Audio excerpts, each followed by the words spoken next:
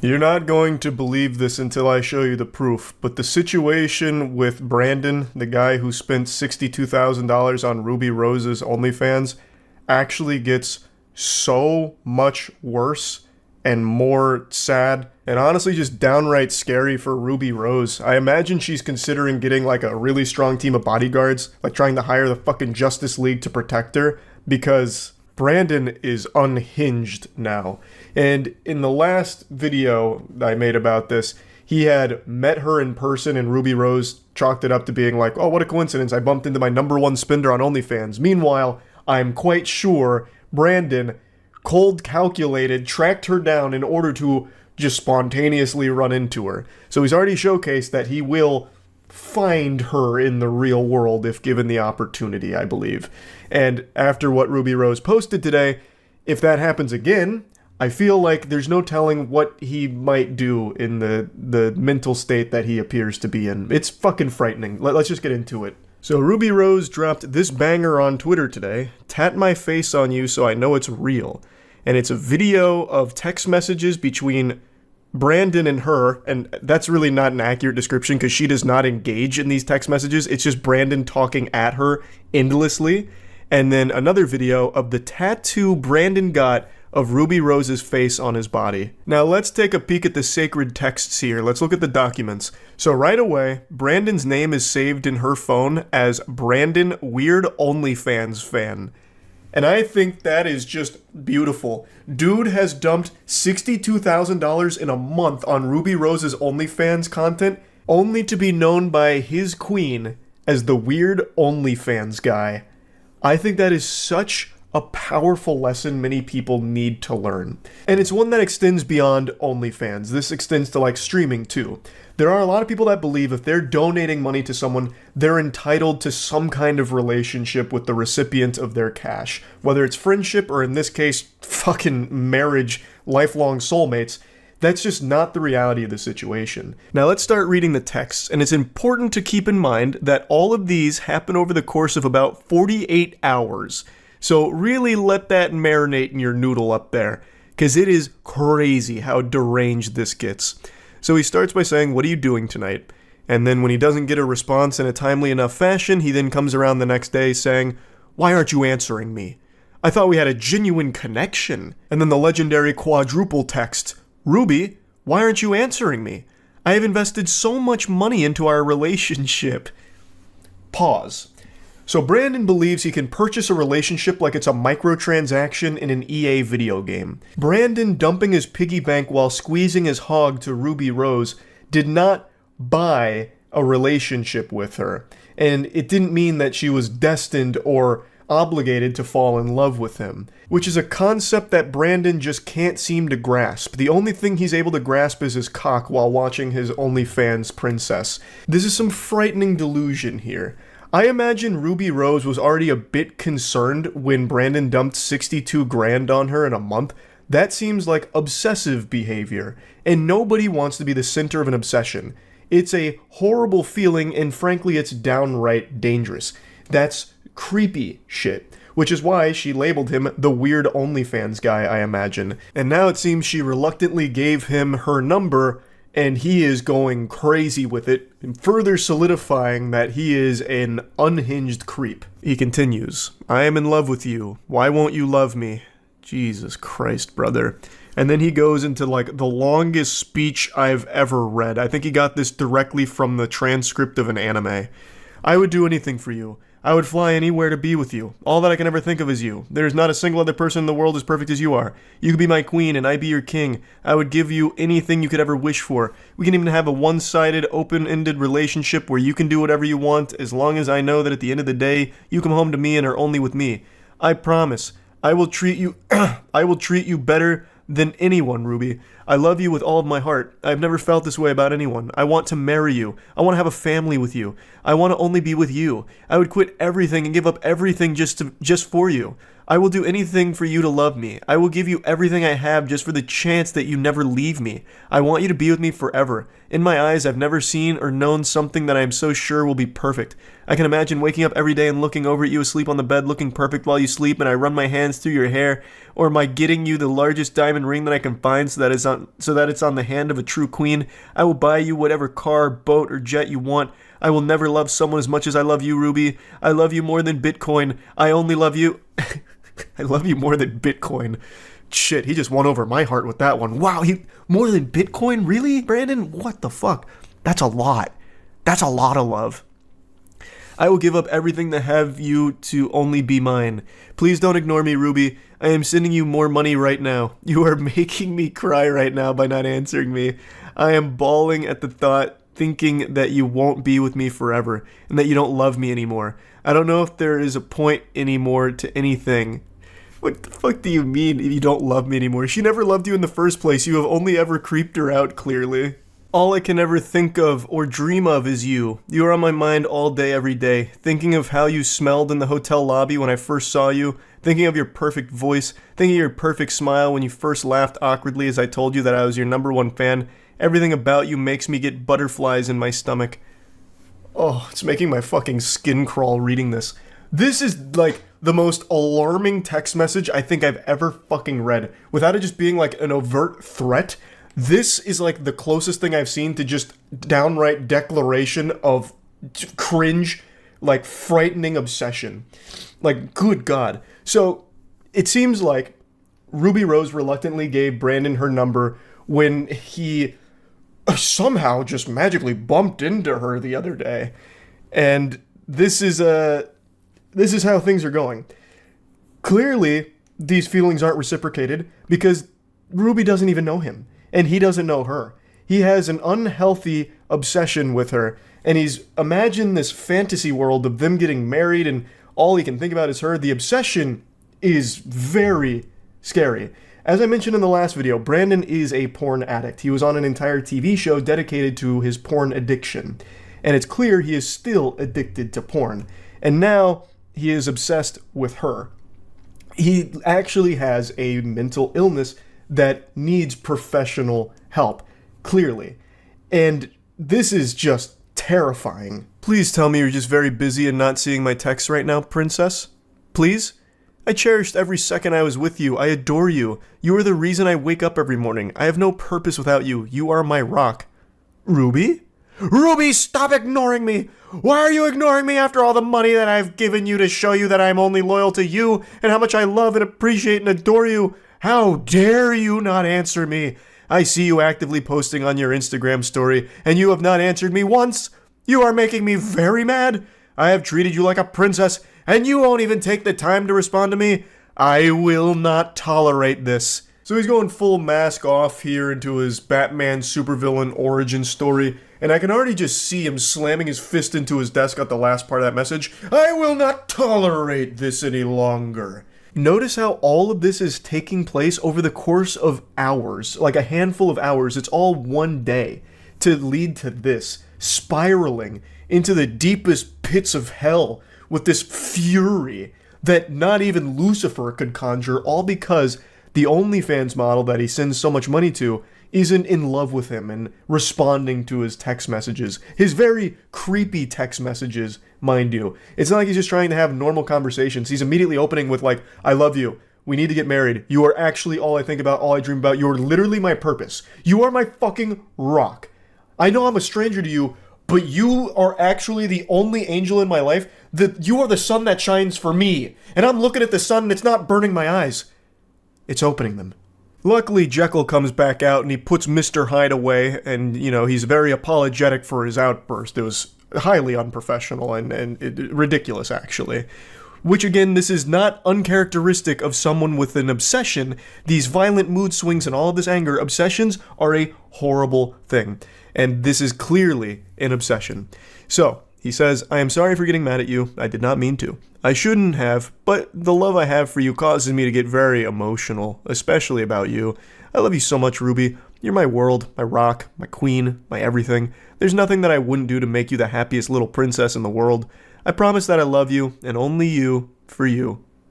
Wait, I promise that I love you, and only you, for you. It's like a fucking riddle. What is that? That's like some kind of gotcha moment that Gollum would have used on Frodo Baggins. I don't understand. But anyway, I don't care about your followers, your fans, your money. I only want you. Oh, wait, I get it. He's saying, I only love you for you, as in, like, her personality. Like, I don't care about any of the other stuff. I love you for you, babe. Oh, my goodness, that's so sweet. Oh, and they say chivalry's dead. Wow. What a heart melter.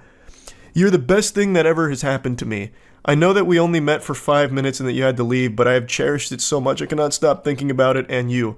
You were magnificent. It was almost like it was out of a movie when I first saw you come down the elevator with your perfect smooth hair, your perfect clear skin, your beautiful smile and eyes. I would never change a thing about you. I only want you forever, my queen. You'll be the only thing and all that I need to be happy. You become my sole purpose in life. Baby. It's so over the top that it almost seems satirical, like it's supposed to be a parody of an obsessed stalker for an OnlyFans model. But I really think this is genuine, not only because he gets a tattoo, and I'm pretty sure it's a real tattoo, but also just knowing Brandon's history, where he is legitimately a porn addict, and even had a whole, like, show episode dedicated to it. So I really do think this is all genuine here, and that is very alarming. But for just a moment, let's go ahead and play with the idea that this is all fake. What would be the purpose? I suppose if this is all like a coordinated effort between Ruby Rose and Brandon, it could be used to try and drive traffic to Ruby Rose's OnlyFans, perhaps. But I still think that's a bit unrealistic because I don't think anyone would ever agree to play this role, and I don't necessarily see this leading to a lot of new OnlyFans signups, because if anything, it highlights the, like, danger of it to a certain extent. So I don't think it'd be a successful marketing campaign if this is all fake and that's the purpose. Please, answer me, my queen. Please don't leave me. I adore you, Ruby. You are all I need to be whole in life. I will never leave you or even look in the same direction of another girl. I want to marry you. And then he sends another 30,000. I even spent 30,000 more on you since we met because I thought we had something genuine and real. Like, it's so crazy. What do you mean? If it's genuine and real, you wouldn't have spent $92,000 on it. It would have been free. It would have been a real, genuine experience, not like a fucking transactional one. And you didn't even get an experience. You met her for fucking 5 minutes when you bumped into her, which, again, I know you schemed and planned for that. You absolutely, like, I'm imagining him on, like, stakeouts and shit, like in an unmarked vehicle, kind of following her around, like getting her schedule and then, like, waiting for the right moment to bump into her. I will empty my bank account just to be with you. I will travel across the country just to randomly run into you again. I will never be over you. You are the love of my life. My perfect little princess, you are stunning. You are my breath of fresh air in a world that is so dark and cold. You are the sun to my thunderstorm, the spurt of luck in my day, the pot of lucky gold at the end of the rainbow. You are my everything in this life. That has to be the worst written line in the history of humanity. That is the worst romance line that has ever been fucking put to paper. Well, put to text. That's worse than 50 Shades of Grey writing with the sodden panties and the I don't make love, I fuck hard. That, what he just said there, that whole sentence is nauseating. And I wish nothing more than to spend the rest of my life with you. I can spend all of my money and be homeless just to wake up every day knowing that you are happy. I can watch you have sexual actions with other men just to pleasure your sexual needs. I can be your sissy boy and let you boss me around while I do whatever you demand of me in my sissy maid outfit. I will do anything at any cost just to make you happy and just to be in the same room that you're breathing in. I have an obsession with you since the day I first saw you on Instagram. Ever since that day, I have made it my life mission to one day have the chance to see you. I'm going to skip a couple of chapters here, like 6 paragraphs worth of more, like, fucking vomit from his mouth, and go to this. I will send you 10 Bitcoin right now if you answer me. That's worth almost 400 grand. All you have to do is respond to me with one word, Ruby. Please, I need your attention. I need to make sure that my kitten is safe. He's actually trying to bribe her again. Like, look, 400 grand for you to say anything to me. And actually, doesn't even need to say anything. He goes down and says, all you have to do is just react to one of my messages. Please, I beg you, I cannot think of life without you. So all she has to do for 400 grand is just react to one of them. It could be like the laughing, crying emoji or something, like how cringe all of it is. And he would then give her 400 grand. Holy shit. That is so fucking pathetic. Now, I'm skipping around again here, but then he sends her pictures that he's in a tattoo parlor saying he has a surprise for her, and then sends pictures of the tattoo being done and then the finished work as well. That, to me, does seem like a real tattoo. I don't think that's one of the fake temporary ones, but it's kind of hard to confirm beyond a shadow of a doubt, like 100% it's real. Like in the pictures, like it seems like there's not a lot of redness there, which every tattoo I've ever had quite a bit of redness around there and like some blood still oozing out. In the pictures, I can't really see that, but it's also possible that it's just been wiped away. And in the videos showing the process, it does seem like he's actually getting a real tattoo. So I'm leaning more on the side of this all being true and not just like fake or some kind of scam or anything. And that's scary. Like this whole situation is fucking frightening to see the inner workings of an obsession. And his behavior isn't even unusual for obsessed people. Like, this is why it's so dangerous. These fucking violent mood swings, this outrage, it's a terrible situation. It's a legitimate mental illness. It's really sad. It's actually sad, and he needs to get professional help for it. He has a porn addiction, and has had a porn addiction since at least 2009, and now an obsession with Ruby Rose and her OnlyFans content. This is an individual who needs legitimate professional help. And Ruby Rose needs to actually make sure that she is as far away from this guy as possible. Like, she's going to probably need security to ensure that Brandon doesn't get anywhere near the premises that she's around. Because this guy does not seem to be in his right mind. So, just wanted to give you an update to this story because it's a fucking wild one. That's about it. So, yeah. It's not often that there'll be a situation where an internet content creator gets accused of doing some heinous, deplorable, degenerate, sketchy garbage, and you're caught off guard by it. Most of the time, the stories play out with people you expect to be the likely suspect, like Logan Paul. You know, when you hear that he's scamming his audience with Crypto.Zoo and not repaying them, you're like, you know what, that sounds about par for the course. That sounds about right. Of course, there are those rare times where it really comes out of nowhere, you know, but it's never going to be something super shocking like Mr. Rogers just got revived from the dead and now he's beating children at a local elementary school or anything. But today, that's kind of how it feels, because a YouTuber that I've really respected for a long time was just accused of some pretty awful things in regards to how they handled their charity organization that they've done fundraising for the last 9 years. And there's a lot of evidence about this that has been put out there to the public now. So the situation is a YouTuber named The Completionist, who's been around for a very long time, whose content I am very familiar with, has just been put in the center of a huge controversy after an investigation was conducted by two other YouTubers whom I have a lot of love and respect for, Mudahar, Some Ordinary Gamers, and Carl Jobst. The two of them decided to team up like a beautiful buddy cop movie, forming the goddamn Avengers here, and they decided to dig into the financial reports that are publicly available for a charity that The Completionist owns called the Open Hand Foundation. It was started when his mother tragically passed away from dementia, and for the last 9 years has been gathering money to give to causes that will help in the battle against dementia. But what Carl and Muda found is that over the course of the last 9 years since it's existed, they haven't donated a single penny from any of their fundraising to any cause whatsoever. All of that money is still, well, most of that money is still sitting in the bank account for that charity. And despite this, over the last 9 years, they continue to raise money while telling the audience that's giving them the money that it's all being donated and it's being helped to fight against dementia. Even though the reality is none of that money has been sent anywhere. It is still in that account. Aside from some operating expenses that they've incurred, which they don't specify anything on, which is extremely fishy. And there's just so many things about this that have raised the alarm for many people internally here who have reviewed everything that Mudahar and Carl have presented and taken elsewhere. It's just, there's a ton of red flags. And they even do talk to the completionist directly during these videos. They interviewed him, and he also recognizes the problem. He admits to the problem. He can see how bad it all is, though I will say that his explanations for why it's in the state that it's in and what's happening here with this situation aren't very good. I don't think he does a great job of defending this in any way that makes any real sense.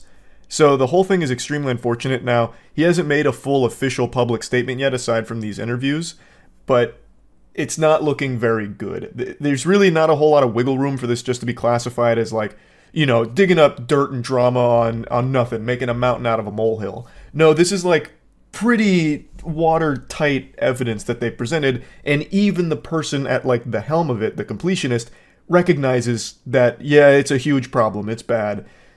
So I'll boil this down for a lot of people that may have just seen like a bit of what's going on Twitter. So Mutahar and Carl, they worked together to investigate a YouTuber named The Completionist and his charity foundation. It's called the Open Hand Foundation. And basically, since it's a charity foundation, their records are public. So they can see what money comes in and what money goes out, like, to charitable causes. Basically, they're a middleman. They take in donations, the charity that is, and it's all under the pretense that it's going to be donated to a benefactor that's going to fight against dementia, like come up with treatments, maybe a cure, anything to combat dementia. Mutahar and Carl decided to dig through their financials because, again, all of that's public. And what they found is since 2014, they haven't donated a single penny to any causes, anything at all. All of that money, it's like $600,000 and some change, is still just sitting in their account. Despite the Completionist doing these charity fundraisers yearly and telling people where, like the money's going here and there and it's being used to help people, this and that. Meanwhile, it has just been sitting in an account.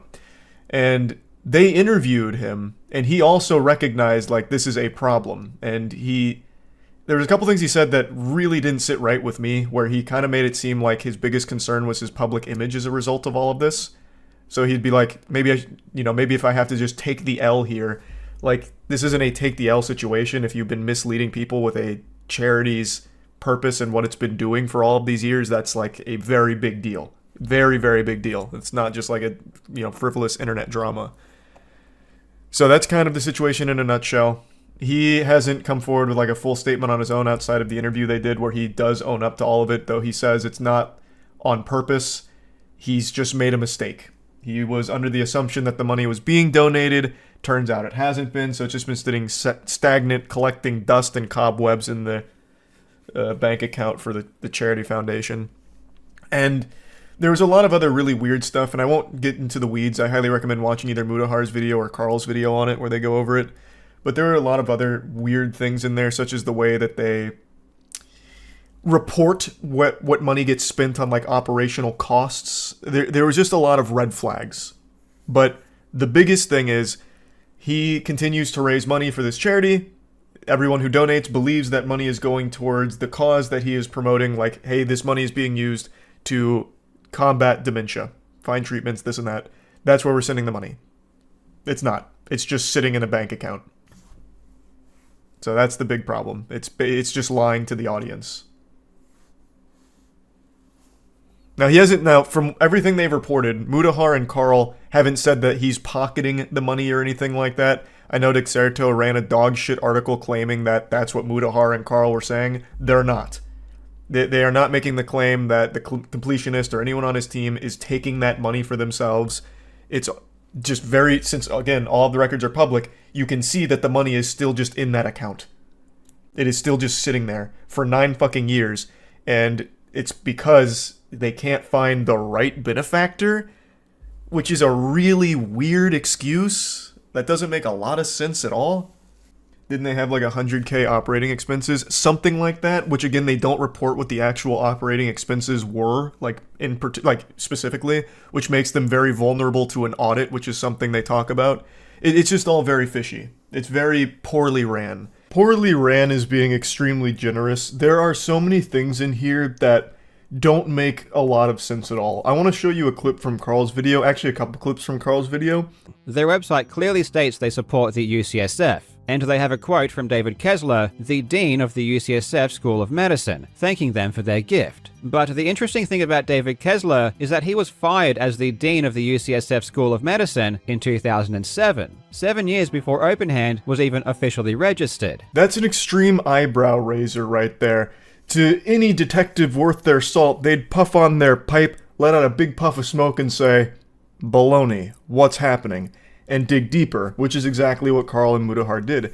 Carl reached out to the organization to ask them why they haven't given any money over the last 10 or so years. Which was written by Jacques Khalil, Gerard's brother. They claim that before their official registration as a foundation, they donated body parts for research. A strange claim that I don't believe can be true of a charity. That's likely referring to a private and personal matter within their family and would have nothing to do with OpenHand. They claim they made financial contributions to an institution that made insufficient progress. Essentially, OpenHand is claiming that because they made donations before they were registered in 2014, which we cannot confirm because it wasn't public at the time, this means that it is acceptable to not pass along any of the money the public has given them until they find someone they deem worthy. That's a lot to take in, so I understand if you need a moment to catch your breath and let all the juices marinate here. It's a very upsetting topic, with charitable causes turning out to be less than stellar, we'll say. It's always a very fucked up situation, but basically what is being claimed here from the completionist brother is that in the past, before OpenHand was registered, they donated body parts to the UCSF, and that's where that quote comes from. But like Carl mentions, that has nothing to do with OpenHand, so why would you be using that quote on OpenHand's website? It's very misleading to people. If I'm someone that's donating to OpenHand Foundation, and I'm seeing that quote, I'm assuming that this means the contributions are going to them. And here's them saying, thanks for all the support. But that's just not the case here at all. The money's not going anywhere, and that quote does not apply to donations that they're receiving from OpenHand. And going a bit further, the completionist brother is saying that they did give money in the past before they were registered, which Carl says they can't confirm since it wasn't public. But he's saying they gave money in the past, they didn't like the progress, they thought it was insufficient, so now they're just waiting for the perfect partner, the perfect benefactor to give the money to now. And it's been 9 years and they still haven't found it. So it's just incompetence, not malice. It's more than incompetence, though. It'd be like full-blown negligence to the point where it's like borderline illegal. I don't even know it'd be borderline. I think it would be just like straight up illegal if they get audited and they find all of these like big red flags. You can't just have a charitable organization make all of these claims about where the money's going. On their website, they even list like a university that they say that they're one of like the historic funders of or something to that effect, even though they haven't donated any money to any of those causes or anything in general. Like it's all very, very bad sounding. I'm very curious to see what the completionist will say about it outside of the interview he did here. I would really like to hear more from him on exactly what the fuck is going on and why it's in that place. And even more so, I'd love to hear from the completionist on why he continues to do these fundraising events and make the claims that the money going here and there and over there, it's going there, and even though the money's going nowhere. Why does he continue to mislead the audience into giving money under the belief that it's being sent to these different places when it's not? If they've been looking for a beneficiary since 2014, why has Gerard been claiming they support organizations across the world, including the UCSF and the Alzheimer's Association? We are raising money for dementia research in honor of my late mom, trying to help folks who've been impacted by dementia, working with organizations like USF, FTD Association of America, Alzheimer's Association of America, and so many more. Why is he claiming the money is actually given to people who know how to use it? And all that money goes to dementia research. We don't touch any of it. We just work with the people who do need the money, and we help them do their thing. In this case, the negligence isn't hurting anyone. When I read things like that, I just have to sit there and process it for a second. It takes a while to register just how you could actually believe that, legitimately, or if you're just kidding. They've collected over $600,000 in donations from their community. Normal people, like you, like everyone in chat, donating under the idea, the belief, because they're being told that that money is being used to help in the battle against dementia. And it's not. It's just sitting in a bank account right now. So everyone who has donated money lost money, and it didn't go to the cause they thought it would. That they thought it would. That was the whole reason they donated the money, to go towards that cause, which it hasn't. It's been sitting there for 9 years. You see the British airline pilot that did cocaine off of a stripper before flight. That was probably the fastest flight in recorded aviation history. Those passengers got to their destination lickety-split. Just a very peculiar situation here, Jordan. Again, if you want, I just went over like the very basic. If you want to get into the weeds of it and really understand the situation, watch Mudahar's video or Carl's video covering this. They both go in in depth, obviously, on all of it and talk about everything and exactly the implications and what's going on. And then I'm assuming the completionist will probably make some kind of public statement very soon because it is such a huge deal. And I'm very curious what exactly he's going to talk about. Because he was interviewed here, again. He did say his piece. It wasn't a very good piece, but I am curious where it goes from here. Again, I highly encourage all of you to watch Mutahar and Carl's video covering this subject for more information. There's just one other thing I want to briefly touch on here. For some reason, Muta and Carl were asked for recommendations on where they thought the money should go, and during the interview with the completionist Gerard, he was saying, like, I'll donate the money today, you just tell me where it should go. And that's so fucking weird. It's not their job to tell you where that money should go. It's your organization, and you have said where the money's supposed to be going and just haven't sent it there. So just to kind of repeat what Mutahar said, just send the money where you said it was going, like, this whole time. It's that simple. They still have most of the funds, minus the 9 years or so of operational expenses they've incurred. So since that money is still just sitting there collecting cobwebs, it hasn't been like fucking thrown into, blackjack tables at the Hard Rock Casino or anything. It's still present. It hasn't just fucking poofed out of thin air and vanished. They can still donate that money to the causes they've said it's going to. Now, of course, they should absolutely do that, but the question will always remain now, are they doing that because of this investigation that's put a lot of public pressure on them to do so? Or were they always going to do this at some point, and this was just the final push they needed to finally get there? I'm not doing a good job of explaining the conundrum, but basically there's always going to be this doubt in the back of everyone's mind about their intentions regardless of what happens going forward. Was this charity from the very get-go designed to be a charitable fraud situation where they collect money from the audience, hold on to it for a really long time, and maybe gradually tap into it to use for their own expenses, or maybe at some point they just take it all out for themselves and pocket it? Who knows now, because it's been 9 years and they still haven't donated a single dollar of what they've gathered. And I do think they are going to donate it now, but would they have if Mutahar and Carl didn't investigate this? Would they have ever donated this money if the investigation didn't happen? Who knows? Who's to say? Which is why it's always going to be this doubt in the back of people's mind on what actually was their goal with the foundation, if not to donate the money to the causes they said they were. This is super fucked up. I am extremely curious to see what the completionist is going to say about this going forward publicly. I'd really like to hear from his side a bit more on what exactly is going on.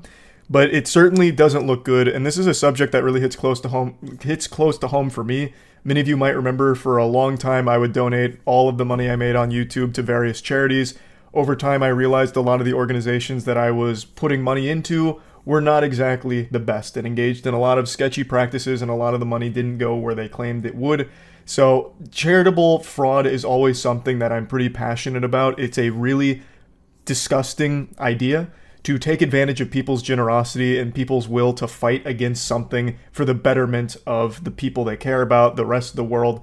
Just taking advantage of people and exploiting their generosity is such a foul concept. And I really hope that's not what the goal of this organization was. I'm hoping this actually is just a case of them being not exactly prepared to run an organization with money of this caliber and just didn't know what to do with it or how best it could be used. I don't really know. There's not a whole lot of ways of looking at it positively, but yeah, I just had to go over this situation a bit because it's a pretty upsetting one. That's really it. So yeah. We're in a very perplexing pickle here, because I'm the gladiator of goofiness, the savant of silly, so anytime there's a weird situation that's a bit wacky, people update me on it, and usually I'll giggle about it, maybe I'll make something covering it. But now, today, there's something that a lot of people seem to think is a really humorous, silly situation, when I don't view it that way at all. In fact, I view it as an extremely sad, distressing situation. It's everything that's been happening with FouseyTube. If you're like me with gray hairs in your beard, that name might ring a little bell in your cobweb-covered brain, because it's a name that's as old as YouTube itself, really. He was around a long time ago doing pranks and all kinds of shit, and he was a big name back then. but he had a mental health meltdown that kind of caused him to step away from content creation for a while to work on himself and try and better his actual life away from the internet. And now he's come back as an IRL live streamer, broadcasting pretty much every waking moment of his life on camera. And it is probably the worst thing that could have possibly happened to him. His streams blew up. He got all of the clout he'd ever dreamed of. And he immediately became corrupted and poisoned by it. His broadcast went from the beginning being pretty wholesome and community-driven, like fun stuff from what I recall when he first came back. It was actually kind of cool to root for like an OG YouTuber stepping into a different ballpark, and he seemed like he was in a much better headspace. But then his numbers kept going up. And as those numbers kept climbing, so too did his ego, until he reached his absolute boiling point and crossed the event horizon of maximal douchebaggery. He became his own worst enemy. He would insult people if they were poor. His main insult was about people's financial status and well-being. He became completely corrupted by clout. He was like Gollum with the One Ring ruining his mind. That was FouseyTube's precious attention. And as his mental health deteriorated, his online presence was only bolstered. People kept tuning in to see what wild thing was going to happen next. What kind of incredible loud rant is Fousey going to go on next? Just encouraging this downward spiral as people shoved popcorn in their face gluttonously, consuming a man's mental health meltdown on stream. And it really started reaching its boiling point about 2 weeks ago. While on stream, FouseyTube was at an airport and met a woman, and she was very clearly super drunk. She was hammered. And the two got to talking, and eventually she revealed that she was actually the victim of human trafficking at one point in her life. And how did FouseyTube respond to that information? By apparently having sex with her in the airport bathroom. He came back on stream after like a 10-minute break, giddy, and he was saying about how he just joined the Mile High Club. Well, not exactly the Mile High Club because they were still at the airport, but you know, we just fucking boinked in the toilets over there. And he was so pleased, and then his community turned on him. They were like, wow, that's actually extremely fucked up. She's super drunk, and she also just confided in you that she was the victim of human trafficking. How could you have done this, Fousey? You just took advantage of this woman. This is really degenerate, unforgivable shit. So then he very quickly tried to like play it off as a joke, and he wasn't being serious. Like, haha, no, haha, not real, didn't actually happen. Ha, you guys fell for a timeless classic prank. Get pranked, epic style prank, not real, didn't actually do that. When it seems like that's exactly what happened, and this is like Twitter in a nutshell with absolute unhinged lunacy. I did see some people defending this by saying, yeah, but he also raised money for her, so he should have been allowed to have sex with her anyway, so it's not that big of a deal. What they're referring to is he asked his community to donate to her, and they raised like $2,500 for her. And that's apparently an excuse for having sex with an extremely drunk woman who also had just confided in you that she was the victim of human trafficking at some point. It's so alarming seeing people try and rationalize and justify it. That is concerning. Like, that is just downright fucking alarming. But anyway, FouseyTube did face backlash for that, but it actually only made him even more popular because it put FouseyTube's mental health on a bigger stage for more people to see. So more spectators funneled in to watch the train wreck unfold every single day, because he was broadcasting fucking 24/7 basically. A lot of people just kept coming in to point and laugh at the freak show. Look at this crazy guy doing crazy shit. Everyone come watch and laugh at this guy as he broadcasts a very serious mental illness, and as it continues to only get worse. Ha ha. And last night, he ended up getting arrested on stream. I don't even know where to begin with this stream. I actually watched like the last 2 hours of it because even before that, things were looking really bad. FouseyTube had assaulted 2 people earlier in the stream last night after they had only lightly bruised his ego over very minor things. He had been yelling and insulting a ton of people. It was looking really bad. He legitimately looked like he was a danger to not only himself, but others. There was also some unlovable, kissless virgin, loser, turbo, insufferable asshole troll that was calling and harassing FouseyTube's family and threatening their life, threatening his life, which of course only continued to push Fousey down this path. The troll was like threatening his family, threatening Fousey, which only made everything significantly worse, obviously. He ended up getting kicked out of an Airbnb and then checking into a hotel where he had a manic episode again and ended up calling the police. And he basically swatted himself. The fucking questions, send the fucking cops. Send the cops. There's a gun to my head right now. There's a gun to my head. Help, ma'am, he left. Ma'am, he left. There's a gun to my head. Help, get them. Help, bye. Ma'am, Intercontinental, what's my room number? Help, tell me. 2020. He spent like the last 45 minutes of the stream in a panicked, manic state where he was very afraid of that troll who was making threats against his family and himself.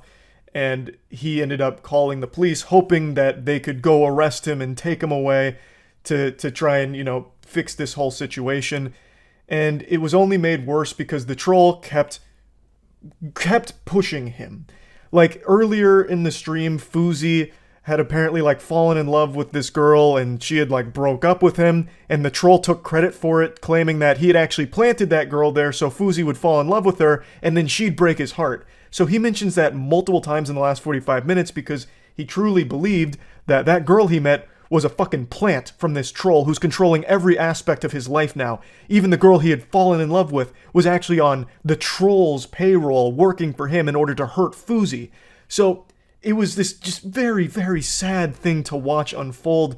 And the police respond, obviously. He called them and said that, his life was in danger. There was a fucking gun to his head. So the police do actually show up. He's a stalker. Okay, and who is this guy?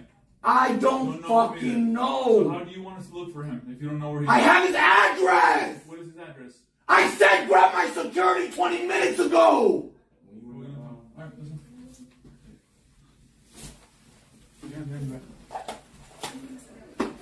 You guys are dumb as fuck, man. You guys are literally dumb as fuck. There's conflicting information on if it's an actual arrest or if they're just detaining him because he is having this mental health episode. He was yelling and screaming at them and saying a bunch of things that obviously didn't make much sense. So, because he was so irate and so deeply disturbed, it seems like the cops arrested him and detained him. And I truly believe that that was actually for the best. I think if this stream continued, he would have ended up hurting himself or somebody. He was in a very intense, very manic state that could have ended very poorly. I watched this all happen live in real time, and there was nothing entertaining about it. People were losing their mind about how entertaining it was. W-stream, this shit is amazing. Because there's such a disconnect from the internet, like the normal internet spectator live stream viewer, and reality. What you are watching is a very real person. FouseyTube is a real human being having an actual mental health breakdown. A complete collapse of mental health. And people are just celebrating it and can't wait for him to come back and are praying that he doesn't take medication. He also mentioned during his stream that he hasn't been taking any of his mental health medication for the last 2 days, and he had apparently not slept for 2 days either, and people love it.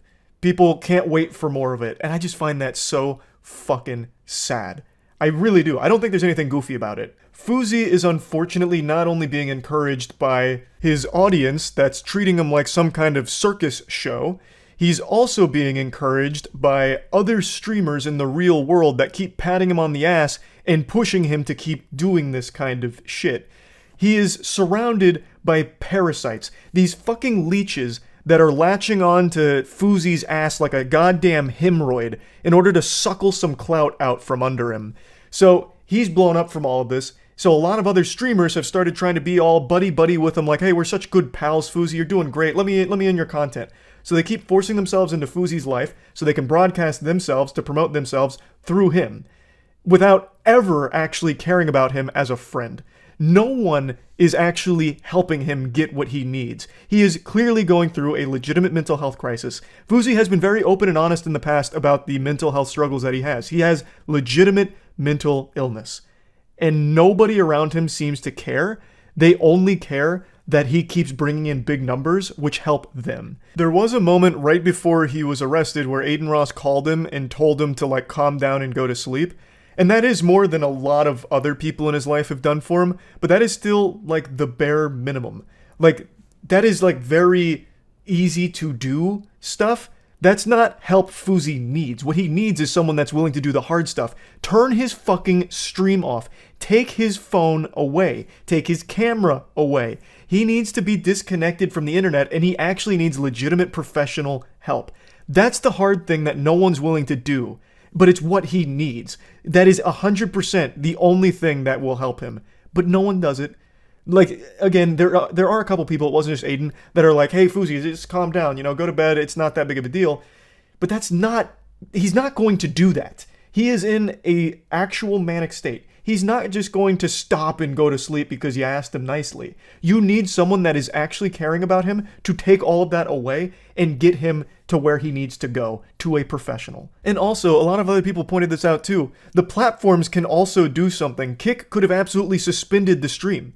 They could have, and that would have been an invaluable help to him. But they don't, because he brings in so many viewers and so much attention, and that's what the world seems to run on these days. So all the people in his life and everything and everyone around him is just a yes man that encourages this destructive behavior. And it's only going to get worse if he's allowed to keep doing this without anyone actually stepping up to help him. I think it is fucking tragic. So I don't think it's goofy. I don't think it's silly. I wanted to briefly talk about it because I keep getting asked about it because so many people seem to think that it is goofy and silly. And I just completely disagree.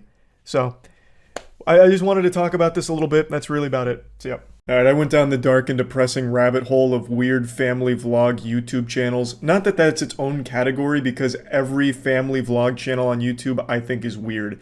And I just want to talk about it today. It's been bothering me for the last couple days, and I'm just going to pop the zit here for a little relief, just to talk about it. I think family vlog channels is super creepy. I think it really hurts your whole family, especially because all of these family vlog channels focus on their kids mainly. So I genuinely can't wrap my head around growing up with a camera in my face every single day throughout my entire developing years. It has to be horrible. It just feels so fake, so forced, and it feels like there's nothing private in these kids' lives anymore. It's just completely open for strangers to watch them grow up. And it's even like these strangers are helping to raise your kids. It's like this awful parasocial relationship with creepy people on YouTube in the comments watching and judging your parenting and your kids. It's fucking terrifying. Like, I remember one time when I was 8 years old, I got naked and put my wiener on a pile of dirty laundry and then pissed all over it. If I did that today, well, not today as like a 27-year-old man, I'd just go to jail. But if I did that today, like if I was 8 years old and I did that, that'd probably be like a fucking million view family vlog video right there. That'd just be like the thumbnail, like, my son did what to our laundry? Like, everything for these families gets filmed and posted on YouTube because it makes them money and somehow has an audience. I think it's just super fucking creepy. These parents are just using their kids as props in their videos in order to make money off of it. It feels like fucking child labor to a certain extent. They're like the main draw, they're the main actors, and yet they don't benefit from it at all. They don't see a dime of that shit. Like, yeah, maybe they'll get some cool toys or whatever, but it's not like they are actually able to consent to being like the main character in your horrible YouTube production. They're just kids. Like, take for example Ryan Toy Reviews. That kid is worth over $30 million. One of the most popular and most profitable channels on all of YouTube. That kid has not seen a dime of that, I bet. It all goes to his parents, who are absolutely living it up with that money. Ryan's been like 6 years old for the last 10 years. He's like fucking Ash Ketchum. The kid has to be approaching like 14 by this point, but he is still doing the same thing, and his parents are still the main beneficiary from his work. Now, of course, I'm sure there's some level of fun where he just gets to play with toys. It makes his parents happy. He gets more toys, and it's just this cycle. Like, yeah, I'm sure it's not the most evil situation in the world, but it's still extremely weird. All of these family vlog channels strike me as just a bunch of narcissists who found a way to make money using their kids and using the least amount of effort possible just by shoving a camera in their family's face at all hours of the day. Like, there's a popular meme that went around last year where it was this picture here. Zam, she's only 12, so spicy. This comes from a family vlog channel with over 8.7 million subs. Now, the girl in their thumbnail wasn't actually 12, but I still censored it just in case. You can see that some of these families with these channels are fucking weird. Clickbaiting child porn for your audience is not okay. Like, who the fuck does the Prince family think is watching them? Jared Fogle? Like, are they trying to appeal to, like, pedophiles or something? Like, what the fuck was the point in taking a woman in her bra and panties, calling her 12, and then saying she's spicy on your thumbnail? It's fucking weird. Now, I want to make it clear, I don't think every family with a vlog channel is a dysfunctional group of goofballs that, you know, hurt their kids or make their kids' lives miserable. I'm not saying that. I'm sure there are some genuinely wholesome families out there where the whole family just enjoys getting together, like, once a week, once every 2 weeks, maybe once a month, and doing like a family video together. I'm sure that exists. I have no doubt about it. I'm focusing more on the family vlog channels that are like daily or every couple of day posters that are literally at all hours shoving cameras in their kid's face. It's not healthy, and these families are not doing a great job of raising their kids. I'm not like some kind of fucking child psychology expert or anything, but I think I can say with confidence, no one growing up wants to be constantly monitored by complete strangers. Sounds like a nightmare, and God forbid you actually have like a serious problem, because then the whole world's gonna know about it. A lot of these family channels, their most popular videos are when their family's going through something rough. Like one of the kids breaks their arm, or one of the kids gets in trouble at school or something, and the video is them being disciplined or them at the hospital or crying. Those get the most views, which is why you see so many thumbnails with the kids in pain or crying or something like traumatic going on. Like, you remember Daddy05? That was an extremely big controversy. That was a genuine abusive family that was actually hurting their kids for views on YouTube. I'm not going to go too deep into that, but I'm sure most of you remember. That's not exactly uncommon on the platform, I imagine. These videos where the kids are in distress, like just really upset about something or even injured, are really popular on these channels. I honestly wouldn't be surprised, and this is just a full-blown, like, Alex Jones level conspiracy here, full-blown tinfoil condom, but I really wouldn't be surprised to learn that a lot of these family channels actually set up these awful situations for their kids for the sake of views. Like, oh my god, my son, Nicholas, just got hit by a rogue baseball bat that flew out of a pickup truck that went by. It must have been a drive-by attempt where they threw a baseball bat at my son and it hit his ankles. Now they're clearly broken. Oh my god. Nicholas, are you okay? Oh, look at how hard he's crying. His ankles are truly shattered. Can we hit 100,000 likes on this video for my son's broken ankles? I'm gonna have to get him to a hospital. He's very upset. Oh my god. And the only thing that's gonna make him feel better is 100,000 likes on this video. And then you'll see like a week later, all of a sudden, oh my god, Nicholas fell off the top turnbuckle of our WWE wrestling ring and landed on a pit of broken glass that was just left there by some irresponsible builders. Oh my god, Nicholas, how are you feeling? Oh, can we hit 100,000 likes on this video? Nicholas is very upset and in pain. It's so sick. Really, just search any family vlog channel on YouTube and some of the most recent videos are probably going to be exactly what I'm talking about. Like here, this is the Prince family. 6 days ago, Grandpa gives kids a whooping. And then right before that, back to back, DJ almost drowns in the swimming pool. And then if you go to the most popular family vlog channel, the Ace family, literally their most recent upload, Steele got hurt bad on camera. Then in stars So Unexpected, which just sounds like sarcasm. It just sounds like the Ace family is laughing about this, like, haha, yeah, Steele had no idea that one was coming. How unexpected, how I get pranked. You know, like, it sounds like they're actually celebrating that Steele got hurt here, because it meant more views for them. And then if you go back a little bit more, the dog bit our baby, scary moment. Like, a lot of these videos, and it really doesn't take long to find them because there's so many on all of these family vlog channels. It's like they really, like, start pumping their fists like, yeah, my kids got hurt. There's gonna be big views. You can find so much of this. So it's not even like wholesome families doing wholesome shit.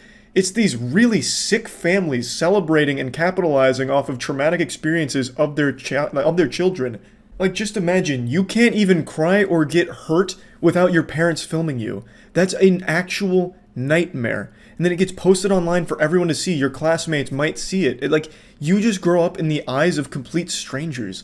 That's terrifying. And there's no way kids can like fully grasp that concept till they're much older. And yeah, maybe some of them are okay with it as they get older because, you know, maybe then they actually start to see some of the money that they've made for their narcissistic parents. But even still, it's not a good environment to raise a family. At least I can't imagine that it is. It's so weird. And the audience is even creepier to me because the audience is two groups. It's little kids and old parents. Parents that their kids have already grown up and moved out of the house, so now they live vicariously through these YouTube families, and little kids who just see these other kids getting toys and attention that they might not be getting in their situation. So both of these groups, I think, are in very sad places for different reasons. Kids that come from broken households that get glued to this content because they're watching these kids live the life they wish they could. And then you have parents that are well past their prime, whose kids most likely don't live with them anymore, don't talk to them anymore, whatever. They watch these family vlog channels and get attached to them and try and raise their kids through the YouTube comments. Scrolling down into the comments section on a family vlog video is more sad than watching an ASPCA commercial. It is depressing. You'll see a lot of the commenters, at least on the channels that don't have comments disabled, you'll see a lot of the commenters are older women who their motherly instinct kicks in. So on the Steel Got Hurt video, you'll see a lot of them be like, oh my god, my reflexes kicked in and I grabbed my hydrogen peroxide and poured it on my keyboard hoping to help Steel. Oh my god, oh my god, thank you for helping him. I got so concerned there for a moment. You'll see how attached they get. They, as a viewer, feel like they become part of that family because now that they're older, they don't have a real kid to take care of or anything.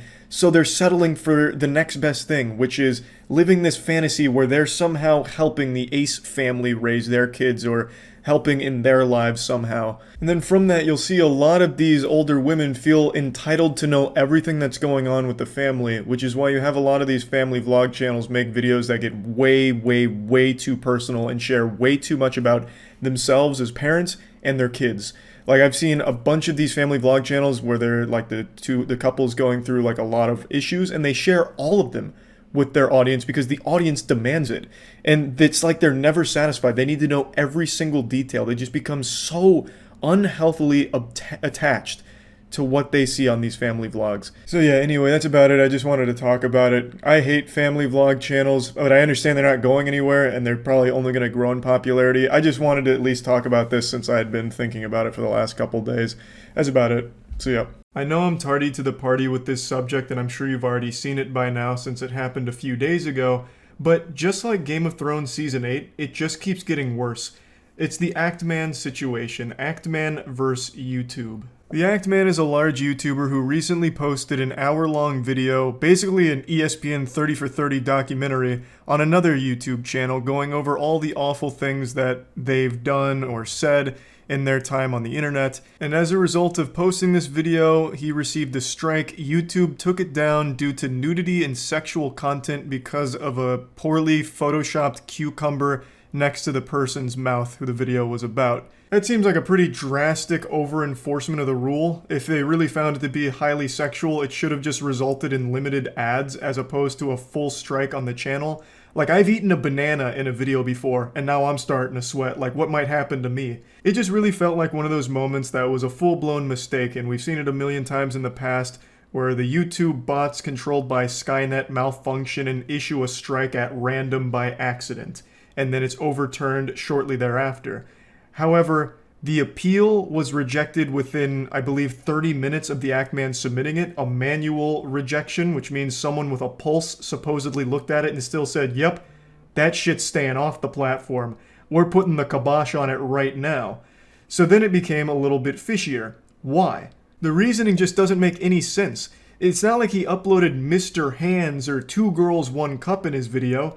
It's a tiny, tiny, tiny piece of an hour-long video that had something that is slightly sexual and by all definitions pretty inoffensive. Almost no one's gonna look at that and be like, holy shit, cover your eyes. Oh my lord, he's going too hard. He's going hog wild out there. It's just not the most sexually explicit thing in the world.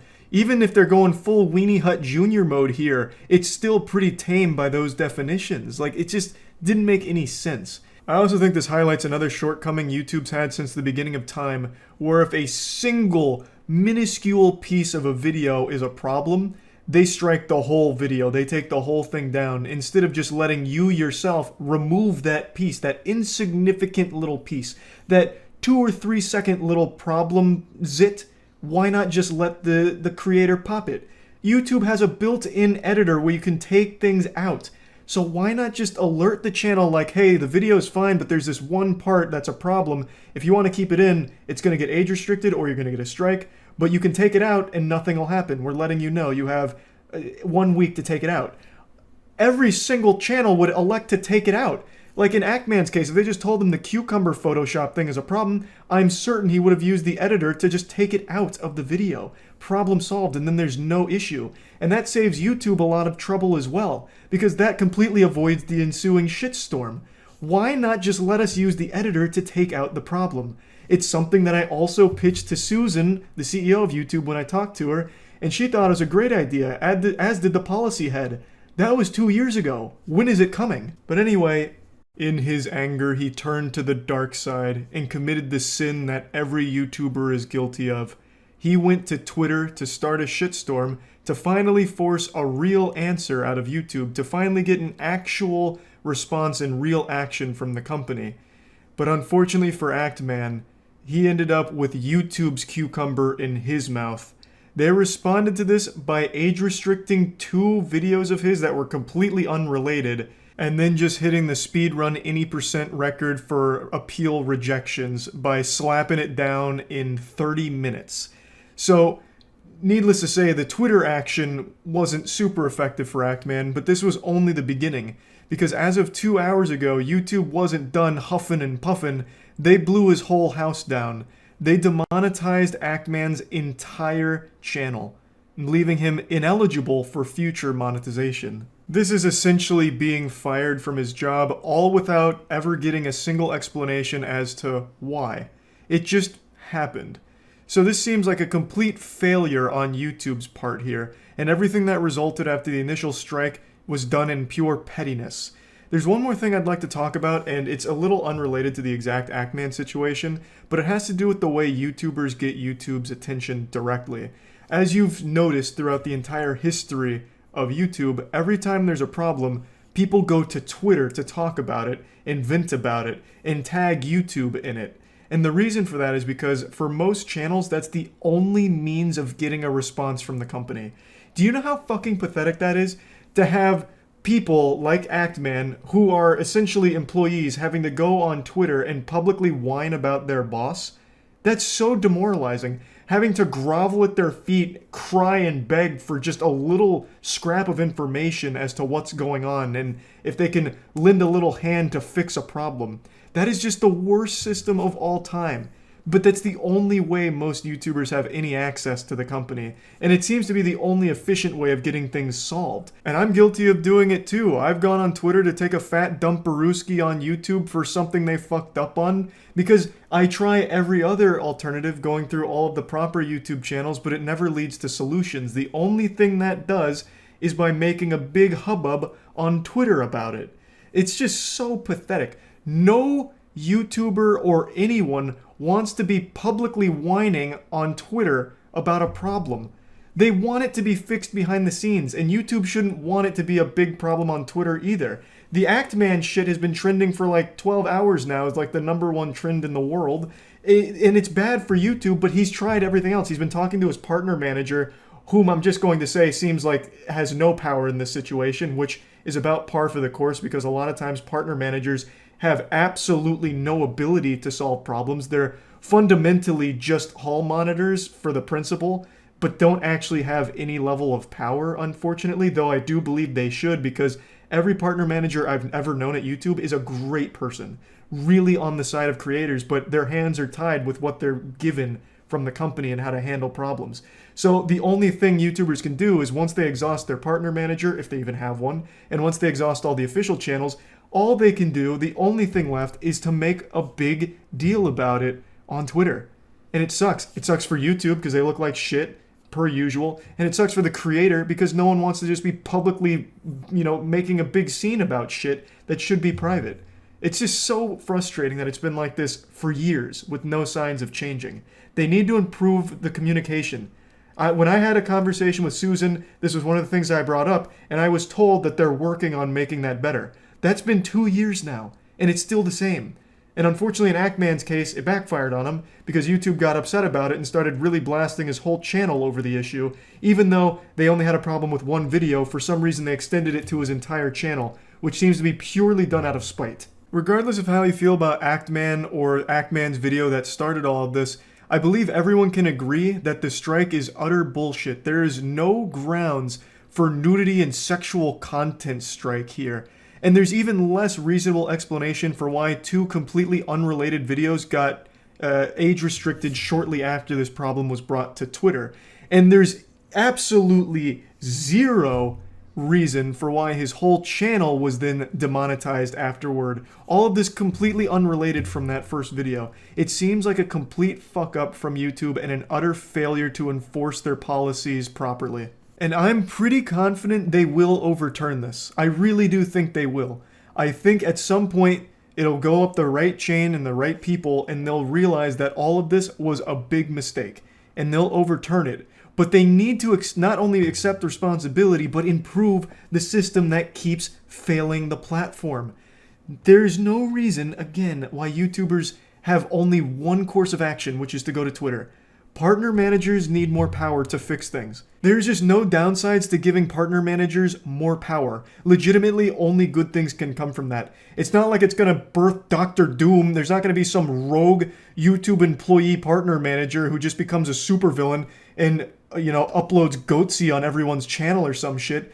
If a partner manager has more power and can actually solve problems like Actman's here, which would only take a couple of seconds to recognize that this is an over-enforcement of their policy and a mistake, then that whole problem gets shut down immediately, and it never makes it as far as this one has in the public eye, where now it's a huge thing on Twitter and YouTube and Twitch. A lot of people talking about it on Twitch too, because it's such a big, wide-ranging issue.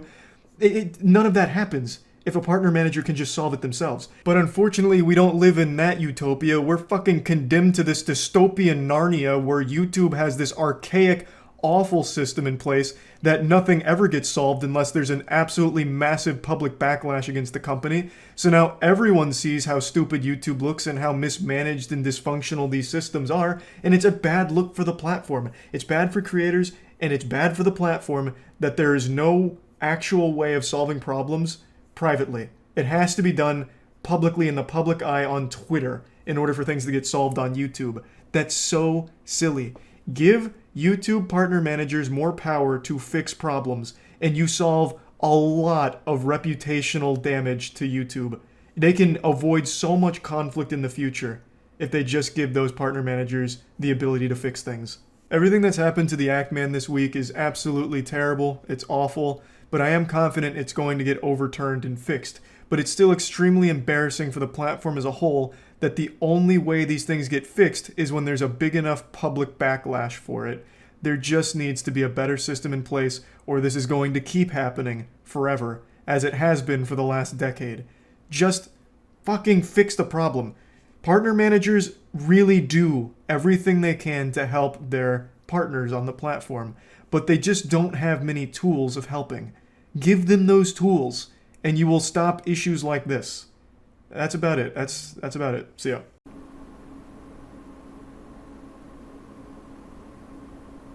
Do you think the video was frozen? I bet you did, you gullible idiot. Your weakness offends me. Me blowing a raspberry right there may have even startled you, and if that's the case, you absolutely make me sick, you fool. Let this be an important lesson to you. Don't trust anything. Not even yourself. Your eyes told you one thing, but the truth was very different. They played a trick on you, those lying bastards. So stay alert. Stay vigilant. Stay safe. But anyway, the video might not be frozen, but I certainly was frozen in disbelief at the picture I looked at earlier today, and that disbelief soon turned to disgust as I cannonballed into a never-ending rabbit hole of degeneracy. And I thought it was interesting, so I figured, let's talk about it. So Ruby Rose is a very popular individual right now, and she posted this on Twitter today. I ran into my #1 spender on OnlyFans, and we are blessed with 2 magnificent pictures here. On the left, it is Ruby Rose posing with her #1 piggy bank dumper. Now let's turn our attention to Exhibit B, and we can get the statistics. So he has been subscribed to her OnlyFans for a month, and has spent a total of $62,000. 62,000 clams. Now, if I may for a moment, I'm going to channel my inner method actor here and do an impression for you. This is his financial advisor upon checking his credit card statements. Thank you very much. I'm the next Jim Carrey, what can I say? 62,000 doubloons he has spent in presumably 1 month on her OnlyFans, I think. I think that's how it works. I don't know if you can spend money on someone's OnlyFans without also being subscribed. So I think he is speed running bankruptcy through OnlyFans purchases. Man's making George Santos look like a small fry. This is wildness. Now let's go back to just the tweet itself. I ran into my number one spender on OnlyFans, Miss Rose. I have breaking news. You did not just run into this guy by pure accident. This was not happenstance, a coincidence, a twist of fate. This man absolutely went out of his way to find you and run into you. So while it may have been an accident on your part, perhaps, that you happened to run into him, this was a calculated maneuver from him, I have no doubt. I can already just see him in the bathroom mirror doing his hands like this, scheming. Okay, I know where she's gonna be. Game time. I'll introduce myself. And then, at the end of the day, dude spends 62 grand and doesn't even get a hug in the picture. There is no contact between the two of them in this photograph there. She is still wisely keeping her distance from this guy. Not even like a hover hand or anything at all. But I'm not his dad or anything. I'm not gonna go over and slap the wiener out of his hand. If he wants to spend $62,000 on OnlyFans, all power to him. But you have to wonder, what does he do to be able to afford $62,000 on a single person's OnlyFans? So I tried to find the scoop, and I didn't have to search very long or very hard because people also were very curious and found a lot of information on him. So allegedly, he is a crypto millionaire. He hit it big in the crypto boom, and that's where he got most of his money from, allegedly. I can't 100% confirm that, but... And then the most interesting discovery occurred up there with, like, finding the One Piece. They found out that this guy is most likely the same guy from MTV's True Life I'm Addicted to Porn. And they found this image here. His shirt goes insano style, by the way. It says "Born for Porn," which I believe should just be a crime, like a charge, if you just wear that in general. But anyway, logically it made sense. Someone spending $62,000 on OnlyFans, a single OnlyFans model, is absolutely addicted to porn in some way. And it seems like, through this evidence, he may have been addicted to porn for quite a long time. So, I went to the archives. I went to watch the episode itself. Turns out it's on Hulu, Season 12, Episode 6 of True Life. His name is Brandon. He was 26 years old at the time of filming in 2009. So his meat has not known a night of peace in over a decade now. Since 2009, he has been non-stop playing the skin flute, a symphony to the tune of porn that never ends. The porn industry has got his scrotum in a death grip and it has not let go. Now, the True Life episode has Brandon talk about his addiction, and addiction in all of its forms is an extremely sad thing, and porn addiction is a legitimate illness. It's a real thing. And Brandon talks about how it's affected his real-life relationships, and also it's kind of led him to have this inability to focus on things that are important, like getting a job. There's like a little chunk of time dedicated to his job search, where he spends 30 minutes going through Craigslist looking for job listings, and then after 30 minutes, he just starts watching porn for 2 hours. And he says that he watches porn between 5 to 10 hours a day. 5 to 10 hours a day watching porn. That is an incomprehensibly outrageous amount of time to be dedicated to watching anything at all. It's so sad. And it doesn't seem like he's gotten any better considering how much he is spending on just one OnlyFans model. Now, I'm not big dumb idiot enough to believe everything MTV shows. A lot of it is probably fabricated, exaggerated, and all that. But it's worth mentioning at the end of the episode, things are looking up for Brandon. There's the big come to Jesus moment where he's like, you know what? Porn is a problem. It's gotta go. Time to scram. Get out of town. No more porn. Time to get my life together. And the episode ends with him getting a part-time job working at a bar. And I don't know if any of that was real or not, but it doesn't seem like a whole lot has changed when it comes to Brandon's relationship with pornography, considering how much money he is currently spending on one OnlyFans model. It seems like the only thing that has improved for Brandon since that episode in 2009 is his financial situation. He was struggling to get a job then. I don't know if he has a job now, but he certainly does have a lot of disposable income, it appears. But anyway, as I mentioned, addiction in any of its forms is a horrible thing, so I do legitimately feel bad for him. And also, this isn't even where the rabbit hole ends on this guy. It also seems like he was friends with Juice WRLD. He recorded at least 2 videos like this, and it seems like they must have known each other, unless Brandon happened to have broken into Juice WRLD's place and then filmed these TikToks. I think they're TikToks. Obviously, this has nothing to do with the OnlyFans spending, but just another really weird tidbit of lore around this guy. But anyway, I think the important takeaway here is don't be like Brandon. Yes, he may have potentially hit it big with crypto, but it seems like the only things he's spending that money on is OnlyFans and I would assume other porn avenues. Like, that seems to be where all of that goes towards. I really don't know how long he can do that for. He is very much a porn addict. Even the shirt he's wearing in the picture with Ruby Rose says, "If I die, delete browser history." Porn has become his entire personality.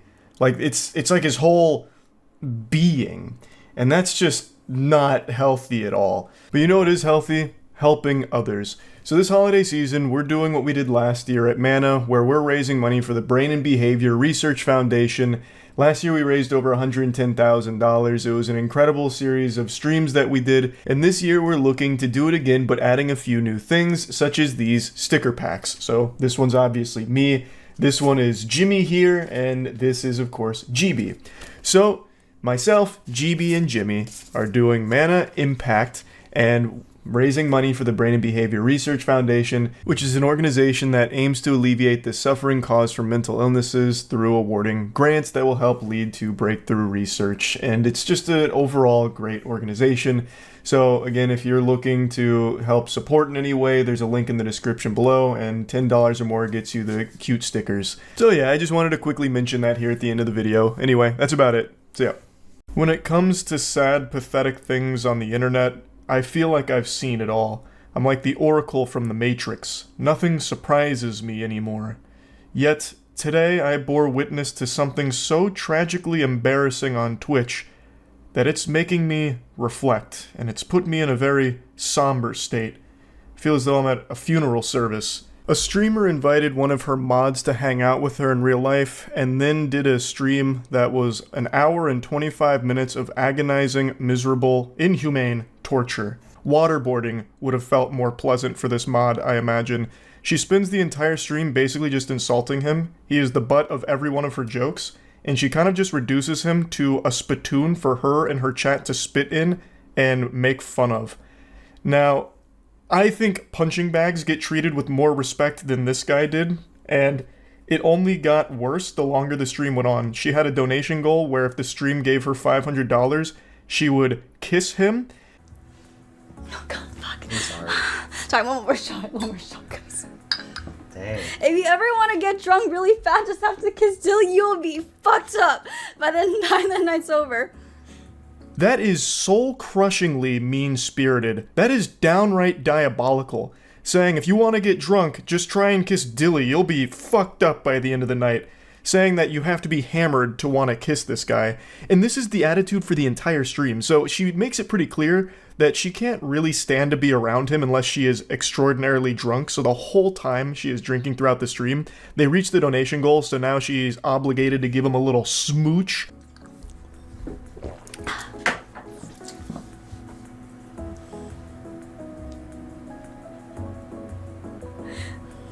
Can't do it. Sorry.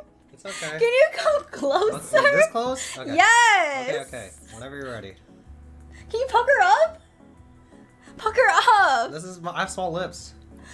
You snotted on me. You just snotted on me. This is my allergy. You went, little snots went on my leg. It did? I'm Yes. so sorry. It's okay. Oh my god. All right, come on. Okay. Sorry. I need to wash my mouth. If I was watching a hostage video where someone had kidnapped my grandmother, threatening to slit her throat unless I paid the ransom, I would honestly find that video to be less cruel and more humane than this Twitch stream I just watched. This is absolutely brutal. My heart breaks for this guy. I don't know who he is. I don't know what he's done to deserve this, but this is like a divine punishment here. This whole thing was her idea. This was her donation incentive. And now she's acting like it was the worst thing that ever happened to her. It's so bad, she's got to go rinse her mouth out. She's got to fucking brush her teeth and scrub it all down with soap and bleach just to try and erase the stain that his lips put upon hers. It's just evil. This whole stream is her basically just bullying this guy. Well. Jesus Christ. Well. Are you okay? I'm good. Okay. I'm back, guys. Sorry, I'm good. I'm good. She's putting on this big song and dance about how gross and disgusting this was, when it was her idea. She's doing this just to make him feel even worse, and put on a show for her chat at this guy's expense. Like, oh, this loveless loser virgin flew all the way here, and oh, I just had to kiss him. Like, that's so mean. And this should be a wake-up call to her chat that, like, donates money to her under this idea that she's going to like them or something like that, or parasocially donating to her because they think that they're going to be friends or even more than that. This should be the biggest wake-up call. Your third eye should be fucking beaming from your forehead right now with this out there. This is her mod, someone who literally, like, does a ton for her. And this is how he's getting treated in front of everybody. That's what she thinks of you as well. Now, like I said, it's not just this viral moment here. The very beginning of the stream comes out fucking guns blazing, going hog wild about this guy having no shot with her and that she doesn't even really respect him at all. Yeah, Dilly's living the dream. Aren't you so happy to be here? Yeah. It's my dream, y'all. Yeah, I've been posting pictures of Dilly every single day on Discord, and this guy cannot hang. Dilly's eyes are fucked. It's because I have cats and he's allergic, and he has allergy meds. Doesn't he look like Gru from Despicable Me? Sorry, every time I see Dilly, I just start laughing. This is the very beginning of the stream. This is chapter 1. It's not even chapter 1. This is the prologue. And she immediately comes out of the gate saying that he looks like Gru from Despicable Me, and she can't help but laugh when she sees him. The stream doesn't even make it 5 full minutes without her making sure to insult him in front of everybody. He's just getting publicly flogged immediately. She is flaying him alive throughout most of the stream. Again, this whole hour and 25 minutes is basically just make fun of Dilly, and let the chat make fun of Dilly too. It's so mean-spirited. And this guy, again, I don't know anything about him. He wasn't even creepy or weird or awkward. He seemed like just a very normal guy. He even seems pretty nice and really not weird. Yes, he does come across as like a little lonely and a little socially shy, but there's no like red flags or anything alarming about this guy at all. This must have been hell on earth for him to not only get invited out by the person that he clearly cares about since he mods for her, but to go there and then just be perpetually insulted directly by that person and the community that you mod for, having all these tomatoes thrown at you throughout the whole thing. And on top of all of that, be surrounded by cats which trigger his allergies. The misery must have been indescribable. Like, I'm getting parasocial with it because I actually just really do feel bad for him here. Like, brother, come on. Have some more self-respect. Have some more confidence. You deserve it. You deserve better than this treatment here. That was just so mean. Now, I already know the cope. I know what the excuse is going to be. Oh, she's clearly just pushing his buttons. They're just joshing around. They're very close friends, obviously. But I don't get that impression at all. These aren't jokes I would tell to even my best friend Matt, who I've known since middle school. A lot of what she says to and about Dilly is just downright nasty. I would never say to Matt, like, the only reason, you know, your wife ever kissed you is because she must have been blackout drunk and forgot what you looked like or something. That's just so fucked up. And, like, she makes statements like that pretty often throughout this stream. These aren't really jokes. She is just insulting this guy as much as possible to make him a laughingstock for her stream. Cute couple, baby, are not dating. I do not claim this. Yo. Sorry, that's so mean, but don't claim it. So yeah, 1 hour stream, so every minute counts. I made a donation goal, $500. I will kiss Dilly. So we hit it. But hopefully, I will be drunk for that. Let's take the first shot of the night, yeah? Is it too early? No. Cheers. The way she responded to the cute couple statement seemed like she was genuinely offended anyone would even say something like that. Now, keep in mind, she's still sober right here, so this is still her insulting him with the training wheels on. She hasn't even taken the gloves off yet. It gets really bad shortly after. And I made all the boys go with Dilly to help change his pants. So I think Dilly threw away his chunky throat pants in the trash. Dilly had the same size hands. Oh my god. You have baby hands. No way. Yeah, we have the same size hands. That means you have a small dick. The astute observers out there will have noticed that I put the stream to 2 times speed during her story times, and I'll openly admit to it. The reason is because it was genuinely painful listening to her tell those stories because it's just shitting on Dilly. She's putting him on blast as frequently as possible, sharing his most embarrassing moments, so giving his lowlights. Here's the worst of moments with Dilly. Here's what Dilly did that was so embarrassing last night. You guys need to hear this. It's just, again, so unnecessarily mean. And then, of course, she has to do something about penis size, so she says, we have the same size hands, which means you have a tiny dick. Your hands aren't even the same size. His hands are visibly bigger than yours, but again, this is just being rude for the sake of it. Nobody is meaner to tier 3 subs or Twitch mods than the streamer themselves, it seems. She is so much nastier to her mod than anyone on Twitter has ever been to any mod for any streamer ever. Now, there are a couple times in the stream that she says that they're good friends, so it's all, in good fun. And what a load of dirty barnacles. I think she says that to try and convince Dilly, and Dilly, he believes it. Dilly's bought into that fantasy. This does not strike me as 2 people that are friends. This strikes me as her using him for content, as a punching bag. That's what this all seems like. No friend dynamic is like this. No friendship goes like this. Of course you're going to joke around with your friends, you're going to get mean with your friends, but at the end of the day, you're close, and you know that there's no actual bad blood or malicious intent there. I do not get that vibe from this interaction at all, because it is unrelenting for 1 hour and 25 minutes, and what I'm about to show you here, I think is the most foul thing that she said throughout it. Oh my god, so either go back with my ex, or get with Dilly for 6 months. Fuck. Okay, so in case you guys know, or don't know, I don't want to say his name out loud. This ex fucking traumatized me. He had a gambling addiction, drug addiction, porn addiction, like he actually fucked me up, okay? So either go through like trauma and emotional abuse, or date Dilly for 6 months. Trying to get back with my ex. Okay, next question. Is it true that you have It's in 2 times speed because, again, she was going on a montage of degrading him. And then it got to that question. Would you rather get back with your ex, who apparently traumatized her, or date Dilly for 6 months? And she chooses her ex. And then just laughs it off. She would rather be in, I guess, this emotionally abusive situation that she called it, and be traumatized, than be with Dilly for 6 months. Why would you even answer this question in the first place? That is so fucked up. I was stunned when that came around.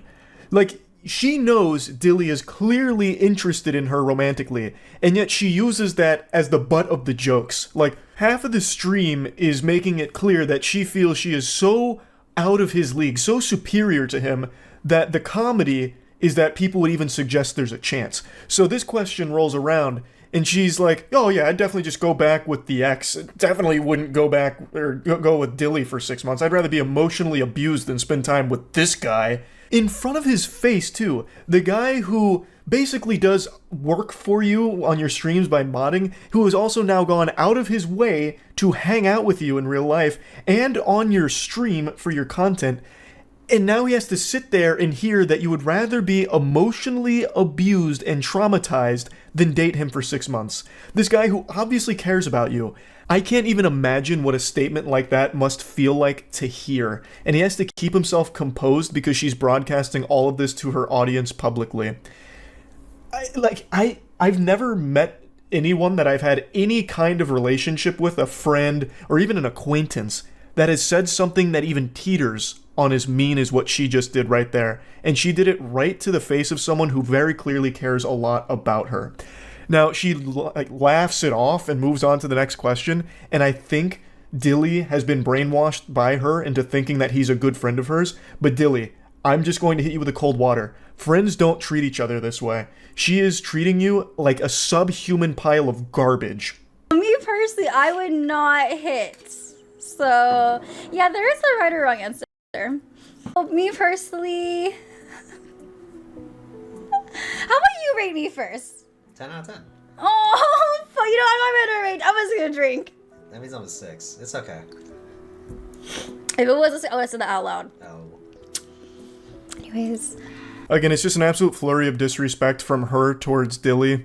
But I wanted to show this clip here at the end because I think this is a great summation of how this whole experience went, where he rates her a 10 out of 10. And then she refuses to rate him, so he playfully is like, oh, okay, that must mean like I'm a 6. And then she didn't have to say anything. She could have just moved on to the next question, but she went out of her way to let him know that that's not the case. So she says, if it was a 6, I would have said it out loud. Anyway, just trying to take another little stab, drive the dagger deep inside of his heart here to let him know that he is beneath her. He's not a 6 to her, and he needs to know it. It's so unnecessarily mean. It's just being an asshole and nothing more. She puts him down every chance she can find. She attacks every single one of his perceived weaknesses in her eyes and is doing everything in her power to publicly humiliate and degrade him. It is not friendly. There is nothing jovial about this whole stream at all. It is mean-spirited and just really fucking sad. Like I mentioned, there was a couple of times she tried to cushion the blows like, oh, we're such good friends, this is all okay. And then when one of the questions during Truth or Drink is, what was your favorite thing about Dilly? She says that he's nice and that he's like just super nice and not awkward. Those are the only couple of instances where she wasn't just shitting on him. And I think she did that because she could see from the chat that people were dogpiling onto Dilly, and it is just a really uncomfortable stream entirely. How likely is it for him to pick up a girl tonight? You want to answer this honestly? Honestly, you're not getting shit. I think maybe a girl will be down to dance with you, you know? That's a win. But there's no way, I don't think you're getting any girls' numbers. Or going home with, I'm gonna say it's a 0 out of 10. Well, obviously I wouldn't bring anyone back here, but... I would let you.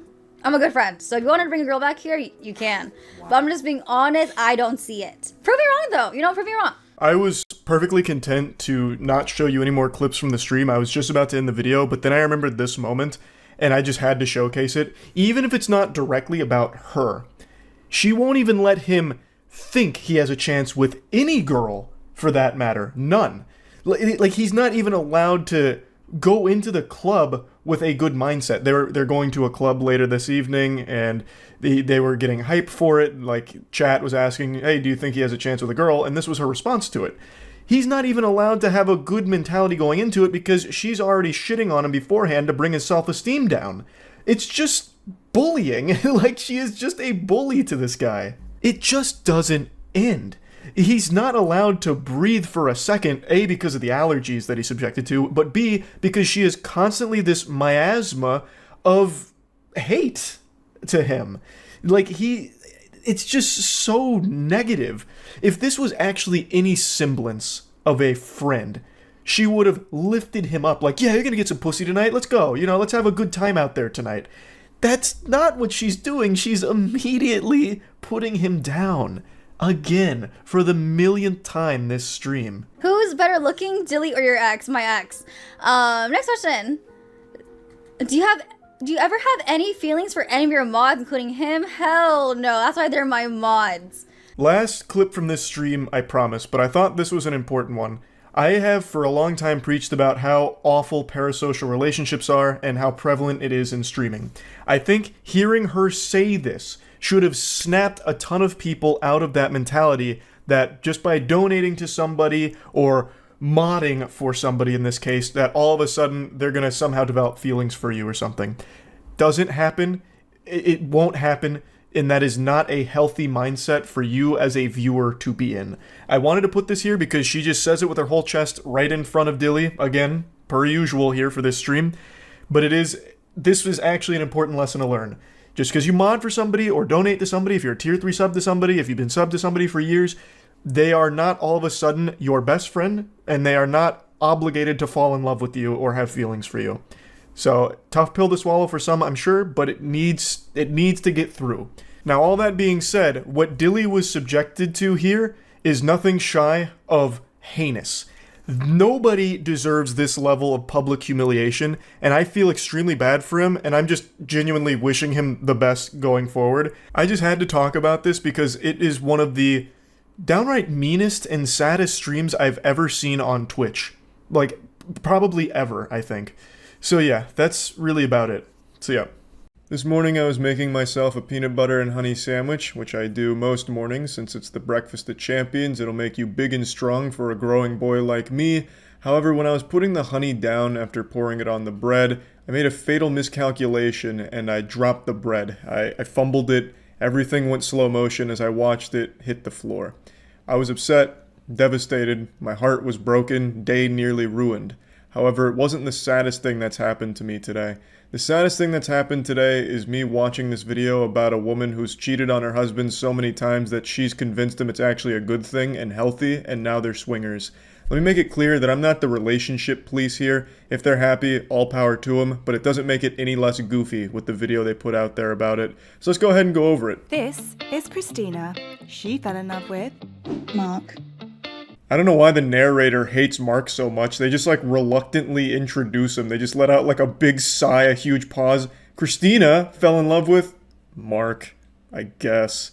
I don't know what happened here. They were so enthusiastic to introduce Christina, but when they got to Mark, it was like a balloon deflating there. It was like a fucking funeral service.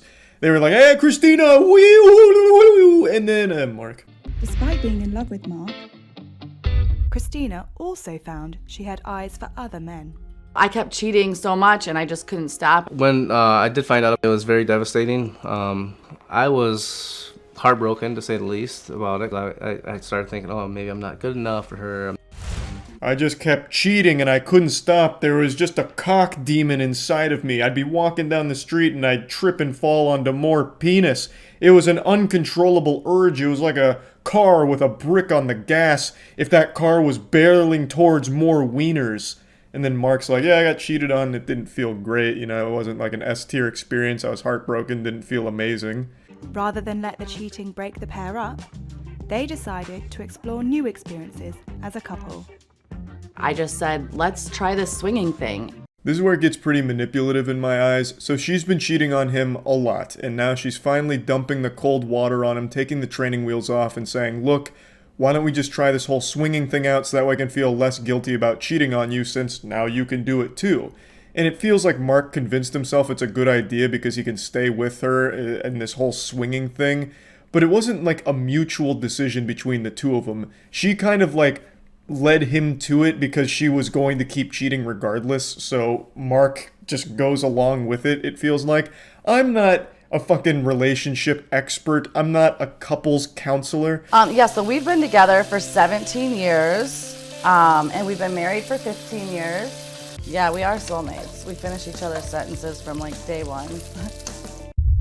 Yeah, so I've struggled with monogamy my whole life, ever since I was a little girl and had boyfriends in grade school. I would have multiple boyfriends at the same time. And then I cheated on him with like 4 guys. I was always open and honest about it. And just monogamy is not natural for me. Well, that's just dandy. Thank God. At least she's honest about it, because if she was cheating and lying, that'd be a disgusting combination. That'd be awful. You know, you can't even be really mad at her at this point. Like, hey, Mark, I cheated on you again today with another dude. It's like, hey, at least you told me. So now I don't feel as bad. Thank you for that, Christina. You're such an angel. I also love the way that she presents this like it's something that's beyond her control, just like this almost illness that she's battling, this compulsion to cheat, whereas other people are struggling with like drugs or alcohol or something. She just struggles with constantly cheating on Mark. When I found out, it was very devastating for me because at that time, I could have been monogamous with her the rest of my life because I loved her like that. It was hard for him to accept that that I was only in love with him and only wanted to be with him forever, but yet wanting other men. It took a little while for you to really comprehend that. It was tough at first, but now I get it and I'm totally on board and I love it now. I don't know what's so hard to understand. It's such a simple concept. She loves you, you're her soulmate, but she's also fucking other dudes. Like, hey, what? Don't be selfish, you can't share? Huh? What's wrong with you, pussy? You insecure? You're not gonna let other dudes fuck your wife? Okay, big guy. Again, this is another giant red flag to me about manipulation because it feels like he knows it's wrong. Like, it's hard to wrap your head around it, Mark, because it's fucking wrong. But she is convincing him that she loves him so much, but just can't help but find other men too. Now, I want to make it clear, I understand there's a lot of relationships where they also have other partners outside of, like, the two of them. They're not monogamous. And that's fine if the couples, like, mutually arrived at that. In this case, from everything I've seen in the video, it seems like Christina pushed Mark to be okay with it, as opposed to something that they both were on the same page about. I also love the way at the end he says, I get it now, I'm totally on board, I love it now. It sounds like he's being held hostage. That was like an actual, like, fucking prisoner of war there. Christina, it seems like she must have had like a gun on her lap pointing at him like, hey, fucking say the line, please. This is a YouTube video. We need to look good here. Say it. Say it. Say you love it. For me, it was just, I just desired to be with other men. And then I would feel super guilty about it. And I had done it with every relationship. When I try to be monogamous, I am not the happiest person in the world. I'm kind of like bitchy, so. You are very bitchy, yeah. I know. He sees such a difference now that I'm not monogamous. Like, he sees, like, I'm just so much happier. 2020, right? Yeah, you wish you would have done this years ago, right? Right. Jesus Christ, it's like a commercial for a Snickers bar. You're not you when you're not cheating on your husband. Honey, you're acting so crazy today. Honey, why are you being such a bitch? You know what? I'm gonna call up my friend to come fuck you to calm you down a little bit. Or, better yet, why not just go to the local hockey team and let them spit roast you in the locker room? And that way you can come home a little bit more mellow, okay? You're acting nuts, and I'm gonna need you to go have some sex with some other dudes so that way we can have a more healthy relationship. It's so, like, weird, the way he just goes along with it. She's like, oh, I bet you wish you had done this years ago, right? Yeah. Oh, it's so much better now. Even though, like, his face kind of says the whole story, it doesn't seem like he's really happy about it, honestly. But again, I'm not the expert here. Maybe he does love it. I couldn't tell you. But either way, it doesn't seem like he was the one that arrived to this decision naturally. It was something that was kind of forced upon him if he wanted to stay with Christina, whom he seems to really love. Our family and friends, they basically all found out that we were swingers through TikTok. Never once has one of our friends of 26 years said, I saw that you guys were swingers and I accept you for it. They all want to follow my TikTok, but yet you've been my best friend for 26 years. You've ghosted me. Who gives a fuck? It's not your friend's responsibility to sign off on your relationship decisions. You shouldn't be looking or demanding them give you a green light or a thumbs up, a pat on the ass like, hey, good game. When's my turn with your wife, Mark? Like, they don't have that responsibility to you. Sure, they can give advice or input or whatever, but to be mad at them for not signing off on it is super weird. And to be, like, angry at them for not, like, going out of their way to be like, oh, we totally accept this. They don't care that much, I imagine.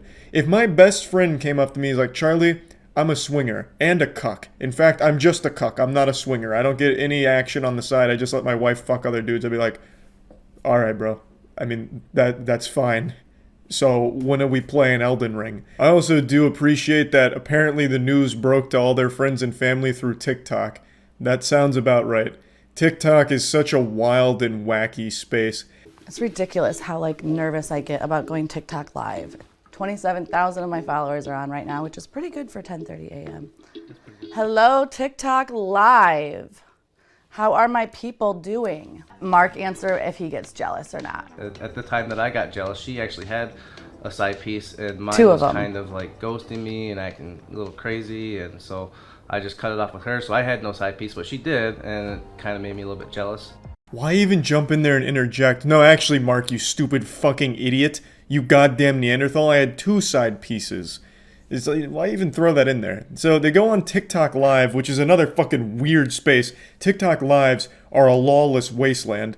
So they're on TikTok Live answering frequently asked questions. The question they're answering here was about, do you guys get jealous? She's like, nah, I don't get jealous. Why the fuck would I? Mark's like, well, actually, I did kind of get jealous one time. She's like, no, it was two dudes, and it was silly for you to get jealous, you goofball. So the whole thing is just a little odd. Swinging has changed our lives for the best. I mean, not only are we happier, we're healthier, mentally, physically. We don't allow toxicity in our life. We only allow positivity in our life. We're active all the time. We're active. It's made us just more attracted to each other. It's made our love deeper. Yeah, if you say so, Christina. At the end of the day, if they're both happy, good for them. But it really does feel like Christina got the better end of this bargain. She got to have her cake and eat it too. She never compromised. She never learned how to just love Mark and only Mark, even though he himself was committed entirely to just Christina. He was the one that had to compromise in a big way to convince himself that the swinging lifestyle is great. And even during that, he mentions like some jealousy. And it's just, you know, it doesn't feel like it was something that they arrived to together. It feels like something that was forced upon the poor guy. But again, I'm not the expert. Maybe they're happy, super into it, you know, good for them, whatever. Still a very silly video that I wanted to talk about. And that's about it. So yeah. You gonna watch Sandman? Why do people keep bringing up Sandman? That trailer looked horrible. Did it come out or something? Jealous women. Jealous women, what's that? I have no idea. Men going their own way is what MG Tau stands for. MG Tau Guide to Retiring on 200K in Southeast Asia. Alright, this really piqued my interest. I found your thoughts on the struggle between alpha, beta, and sigma personalities very interesting. Whoa, what a start. Yeah, I don't know. This is interesting. That actually sounds like the Joker. And consistent with my experience. That aside, what are your thoughts on female jealousy towards men? This kind of content is poppin'. Like men motivational shit and like Alpha, Beta, Sigma, the astrology for men stuff. Like this shit is blowing up. Yes, many women are jealous of the successful independent man. What makes him even more attractive to them in a sick and twisted way is that they're happy for him and jealous of him at the same time. Oh boy. They want to be with him, but they also want to destroy him simultaneously because they're jealous of him. Oh if god, you're they're after successfully us. Single, she will see your peace of mind and get jealous that your attention is being given to something other than a woman. Women are also the most logical and rational when they are with a man. You're whole on your own, and she wants to make you unwhole, and in the process, she makes herself whole by getting you in her hole. Many women I've known What have is also seemingly happening? taken great satisfaction. I would wager a guess the women he's known can be counted on one hand. Why is he talking like he's some kind of professor giving a lecture in front of a high school class? I think there's also another part of them that knows they'll never be able to do, experience, or even achieve as much as we do if we're single and not tied down to a woman. A woman could never achieve what I do, talking about women on YouTube, acting like I'm the authority and the expert. A woman couldn't do that. They don't have the brain capabilities that Sandman does. They're just not to his intellectual level. That's why you hear BS statements like, behind every great man is an even greater woman. If we achieve greatness, then we can't even take credit for it, because it's the guy's mother that raised him into the man he is today, or his wife or girlfriend supporting him that made him great to begin with. They can't accept the fact What that they am I didn't listening actually to? have part in making something that's great. Of course, a guy that goes his own way for many years and sees one success multiply on top of another, when women aren't in his life, will figure out that behind every strong, successful man is free time away from women. Oh, I see. Okay. So the lesson is get away from women, because they'll drag you down. They'll hinder you from reaching your optimal efficiency. Oh, okay.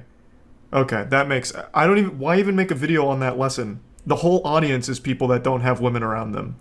Is it like reaffirmation that it's good? Like, hey, it's good to be alone. I guess. But let me first tell everyone about today's sponsor, the MGTOW Book Collection Part 2. Whether you're getting camel toe in Cambodia, banging babes in burqas in Turkey, or taking Polaroids of ladyboys in Thailand, Luca Vendetti has a series of books to make you live the dream. Oh in my addition to lord. his classic, How to Retire on 200K in Southeast Asia. This is so fucking sad. Oh my god, what do the comments say? I mean, hey, it's a good hustle. Good for Sandman. 200K just appealing to the sad guys down here. Good on him. Though I don't know if I'd ever call him a bro. This guy sounds like he's the leader of the anime club. Like, he wouldn't be my definition of, like, a bro, just by the sound of him. Sponsor link is down below. Anyways, now back to spiteful, jealous women putting up roadblocks in your life because you don't have a wife. He sounds like this guy. Do you guys remember the old Jelly Belly guy? Jelly Belly. That guy? What was it? The Jelly Rat guy. What the fuck was Jelly Rat? I think it was. Yeah, Jelly Belly Pet Rat. Hello, nice to run for the QB. So I'm guessing this guy went from this to talking about why it's good to not be around women. Like, it was your decision. You don't want women, which is why you don't have women, I guess. That men, simply because they are men, have things like old boys clubs and other secret support networks to help them make it in life. Instead of being just... this is to all the men in the secret support networks. If you're paying to be a part of that network, it's a bad network. Like, that's not a network. That you got scammed. Yeah, if your support network is charging you for being single books or whatever, you fucked up. Time to leave that network. No such thing. Back in early 2014, when my channel was growing quickly and would become the biggest channel in MGTOW, people attacked me, even though for the majority of men I was providing some value. Jealousy also has a lot to do with dominance hierarchies. People are like crabs in a bucket. They always want to bring others down to their level. Why do you think that women are against every group of men in the manosphere seeking out freedom from women? They want us in relationships or chasing relationships. That's so cute. Which would be the equivalent of a crab that's free looking for a bucket to fall into, where he would be held down. They attack us through things like demonetization, throttling, and shaming language. Again, it's not just women, but also gamma males that infest the tech companies. Ooh, wait, what is a gamma male? That's a new one.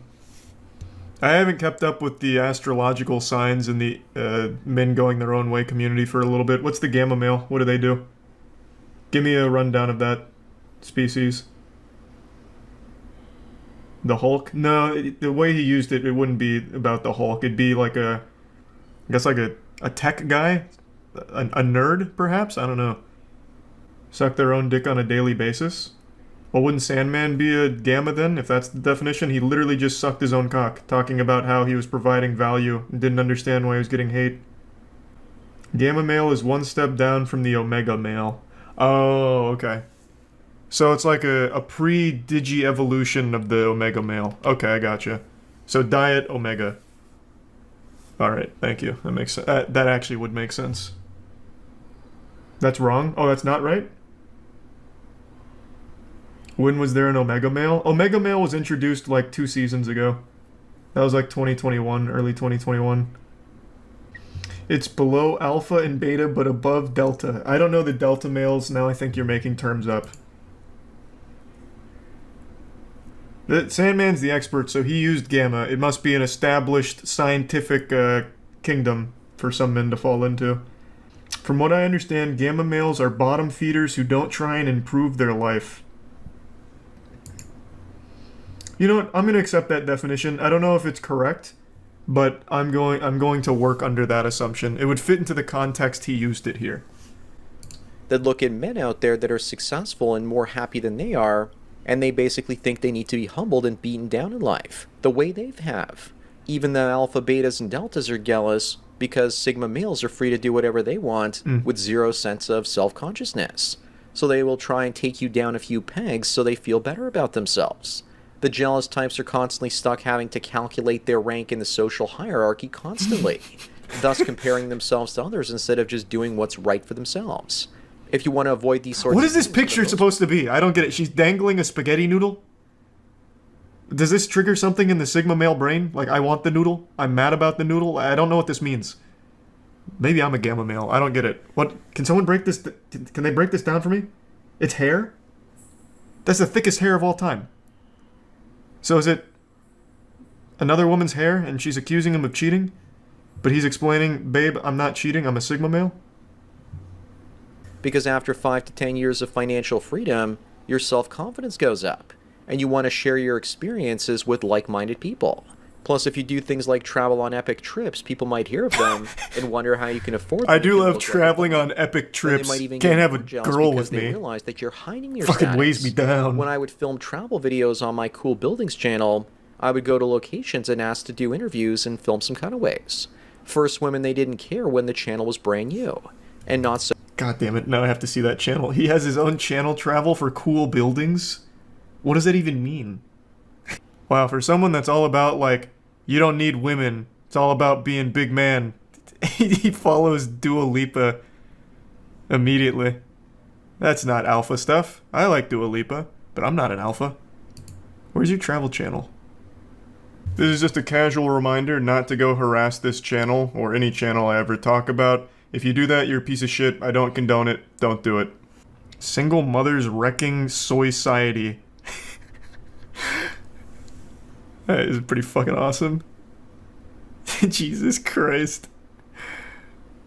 Do men going their own way need to leave the West behind? The great exodus of the gamma males and sigmas. Oh boy. Oh goodness. The Bible foretold of that. Oh, here we go. Sandman 2.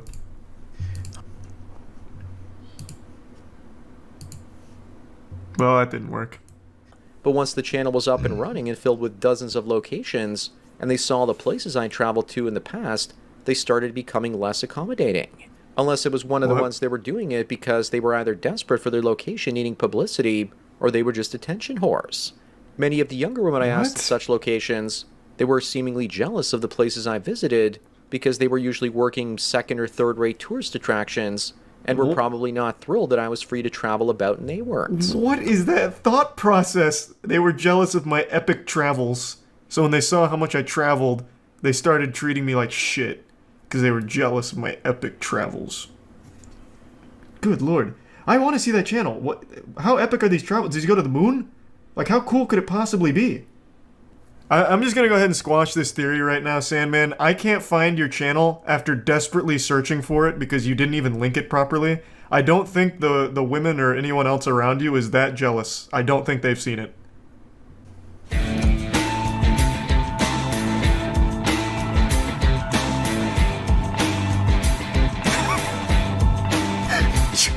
Traveling my own way. Hi everyone, Alone. Sandman here. The Welcome way to I my like Traveling it. My Own Way series, where I actually thought I'd be sharing with everyone my daily breakdown for my trip out west. This is the first part of 16 videos of my solo road trip from May the 3rd all the way to the 19th. What is it? Solo, I can't believe it. These videos are in addition to my daily dose of red pills, and I'm actually labeled them God. TMOW, Oh, or God. Traveling My Own Way, next to them on the channel. My If you don't daily like dose them, then of you don't have to red watch pills. them. Fuck I'm me. basically doing this as an experiment to see. I see why they'd be jealous now. That was fucking nuts. So I'm they jealous. basically put up passive-aggressive roadblocks. Jealous women will try and sabotage your business, and once you've dealt with enough of them, you start to learn how to act. And you've just dealt with accept too it many, I'd and say. work around them. Women just Some can't people stop. are jealous that I haven't had a real technical job in my entire life, and have basically made my own way. They don't see the triumph and victory snatched away by some snatch on YouTube demonetizing my channel. Right. I've shown women my travel course. videos, and they look at me and think I'm poor. And then they ask me how can I afford to travel because I don't have a full-time job. Let me pump the brakes a little bit. You show women your travel videos. Hey, harlot, come here. Look at my phone. This is my Traveling My Own Way series. Look, I went to Las Vegas here. Nobody does this. Nobody does this. This is my way. This was a solo trip to... Look at this. I stayed at the, this resort with a pool. Okay. Oh, jealous. Okay. Yep. Walking away. She's jealous. Of course. Yep. She can't handle a man without a... Oh, boy. Oh, goodness. Not again. Cam, the reason they're envious or jealous and suffering is because it all comes back down to hierarchy. Oh, Most boy. people want to be on top of it and hoard all the best experiences and physical goods for themselves. This is the worst part about it. I have no doubt in my mind this guy could have been in a relationship. But he got so lost in this sauce, he made it his entire identity, and now does nothing but repulse women. Like, he just talked about how he shows them his travel videos. Like, it's just one of those things, man. They don't realize they are their own worst enemy. Hearing these things keeps you locked in this endless cycle and spending money on the how to retire on 200k in Southeast Asia men going their own way guide. Fucking rough. Tragic, even. Look no further at women's jealousy of men than the makeup and clothing industries. Oh, in God. almost all species, the male is the more physically attractive half. Oh, no. But with humans, the women use whatever needs necessary to make themselves more visually appealing, because they're probably jealous of men's natural good looks, without makeup and bright-colored clothing. Just be gay then, man. Like, you don't have to put up this front. Just be gay. Like, you don't have to go on this, like, men are so much better without women. I don't like women. Women fucking suck. They're always jealous of my travel videos. Just be gay. Like, it's not that hard. Like, embrace it. This guy is just battling insecurity, like, his entire fucking life. He's been doing this since 2014. Oh my god.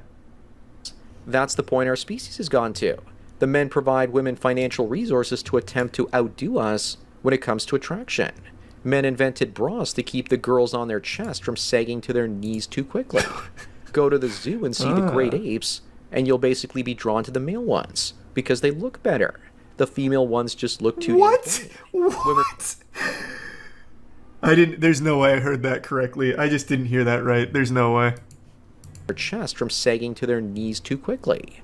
Go to the zoo and see the great apes, and you'll basically be drawn to the male ones, because they look better. The female ones just look too damn plain. Bro, this guy needs to be on a list. Go to the zoo and check out the great apes. You'll like the male ones. Dude goes to the zoo to look at animals sexually? What is wrong with you? That they want to turn themselves into men with their actions, careers, and experiences. Is that jealousy coming out, or is it just part of the female chameleon routine? I'll let you decide. They also want to compete with the men at the top of the male hierarchy, and only really want the alpha males and their lieutenants to partner with. Most of the deltas, gammas, and omegas are of no interest to them. They also want the sigmas because they're... I owe an apology to the guy in chat who brought up delta males earlier. I thought you were making the term up. I guess it's a real one. Sorry. You were right. I guess I might be too behind on the times here. I didn't know delta males got brought into the equation. Jealous of our independence and lack of dependence from the validation of others. Thanks again to Cam for the donation as well as topic.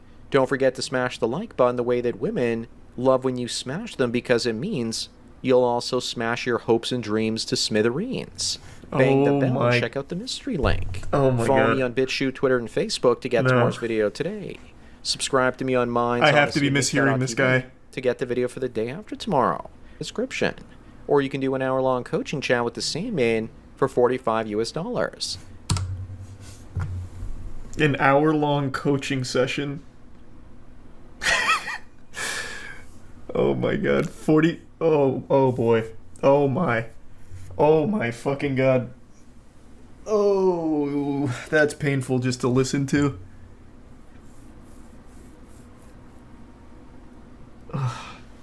Don't forget to smash that like button, just like women like when you smash them, and also smash your hopes and dreams to smithereens. So that tells me a lot of things. He's never had sex, so he tries to shame anyone that has, trying to frame it as a terrible thing to have sex. And yet he's trying to be the Sigma male leader of the men going their own way movement. Like, this guy is nothing but, like, red flags. Wow. I am not booking a fucking coaching session with this guy. That'd be the worst $45 I ever spent in my life. It wouldn't even be entertaining. I'd just feel bad. I would legitimately feel bad. At the end of the day, it's not like I hate this guy. I don't. I feel fucking bad for him. My heart breaks for people like this. This is clearly a guy who was a young man back in 2013, 2014, and found this men going their own way movement, which was big back then in the R red pill section, and being lonely and desperate really bought into it and has paid hand over fist for the books and now just regurgitates everything that he thought was the truth. So he's caught in this endless loop of being a perpetually miserable, sad, lonely guy. Like, I just think it's fucking sad. This has been one of the most pathetic men going their own way lectures I've ever seen. I'll give him credit though, he's using his actual voice as opposed to text-to-speech like all the other ones, so... Thanks for taking your daily dose of red pills, and remember, a red pill a day keeps the women that hate successful men so much that they want to take away that success by sleeping with them and having sex with them away. So enjoy the rest of your day. Oh my god. And cheers.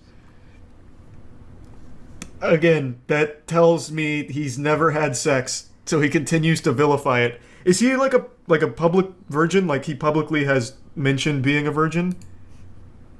I imagine he has. Like, there's no way he hasn't, right? Because it's pretty obvious. I'm not using it as an insult. Like, he is very obviously making it clear that he has not had sex. So that is why he continues to shame those that have.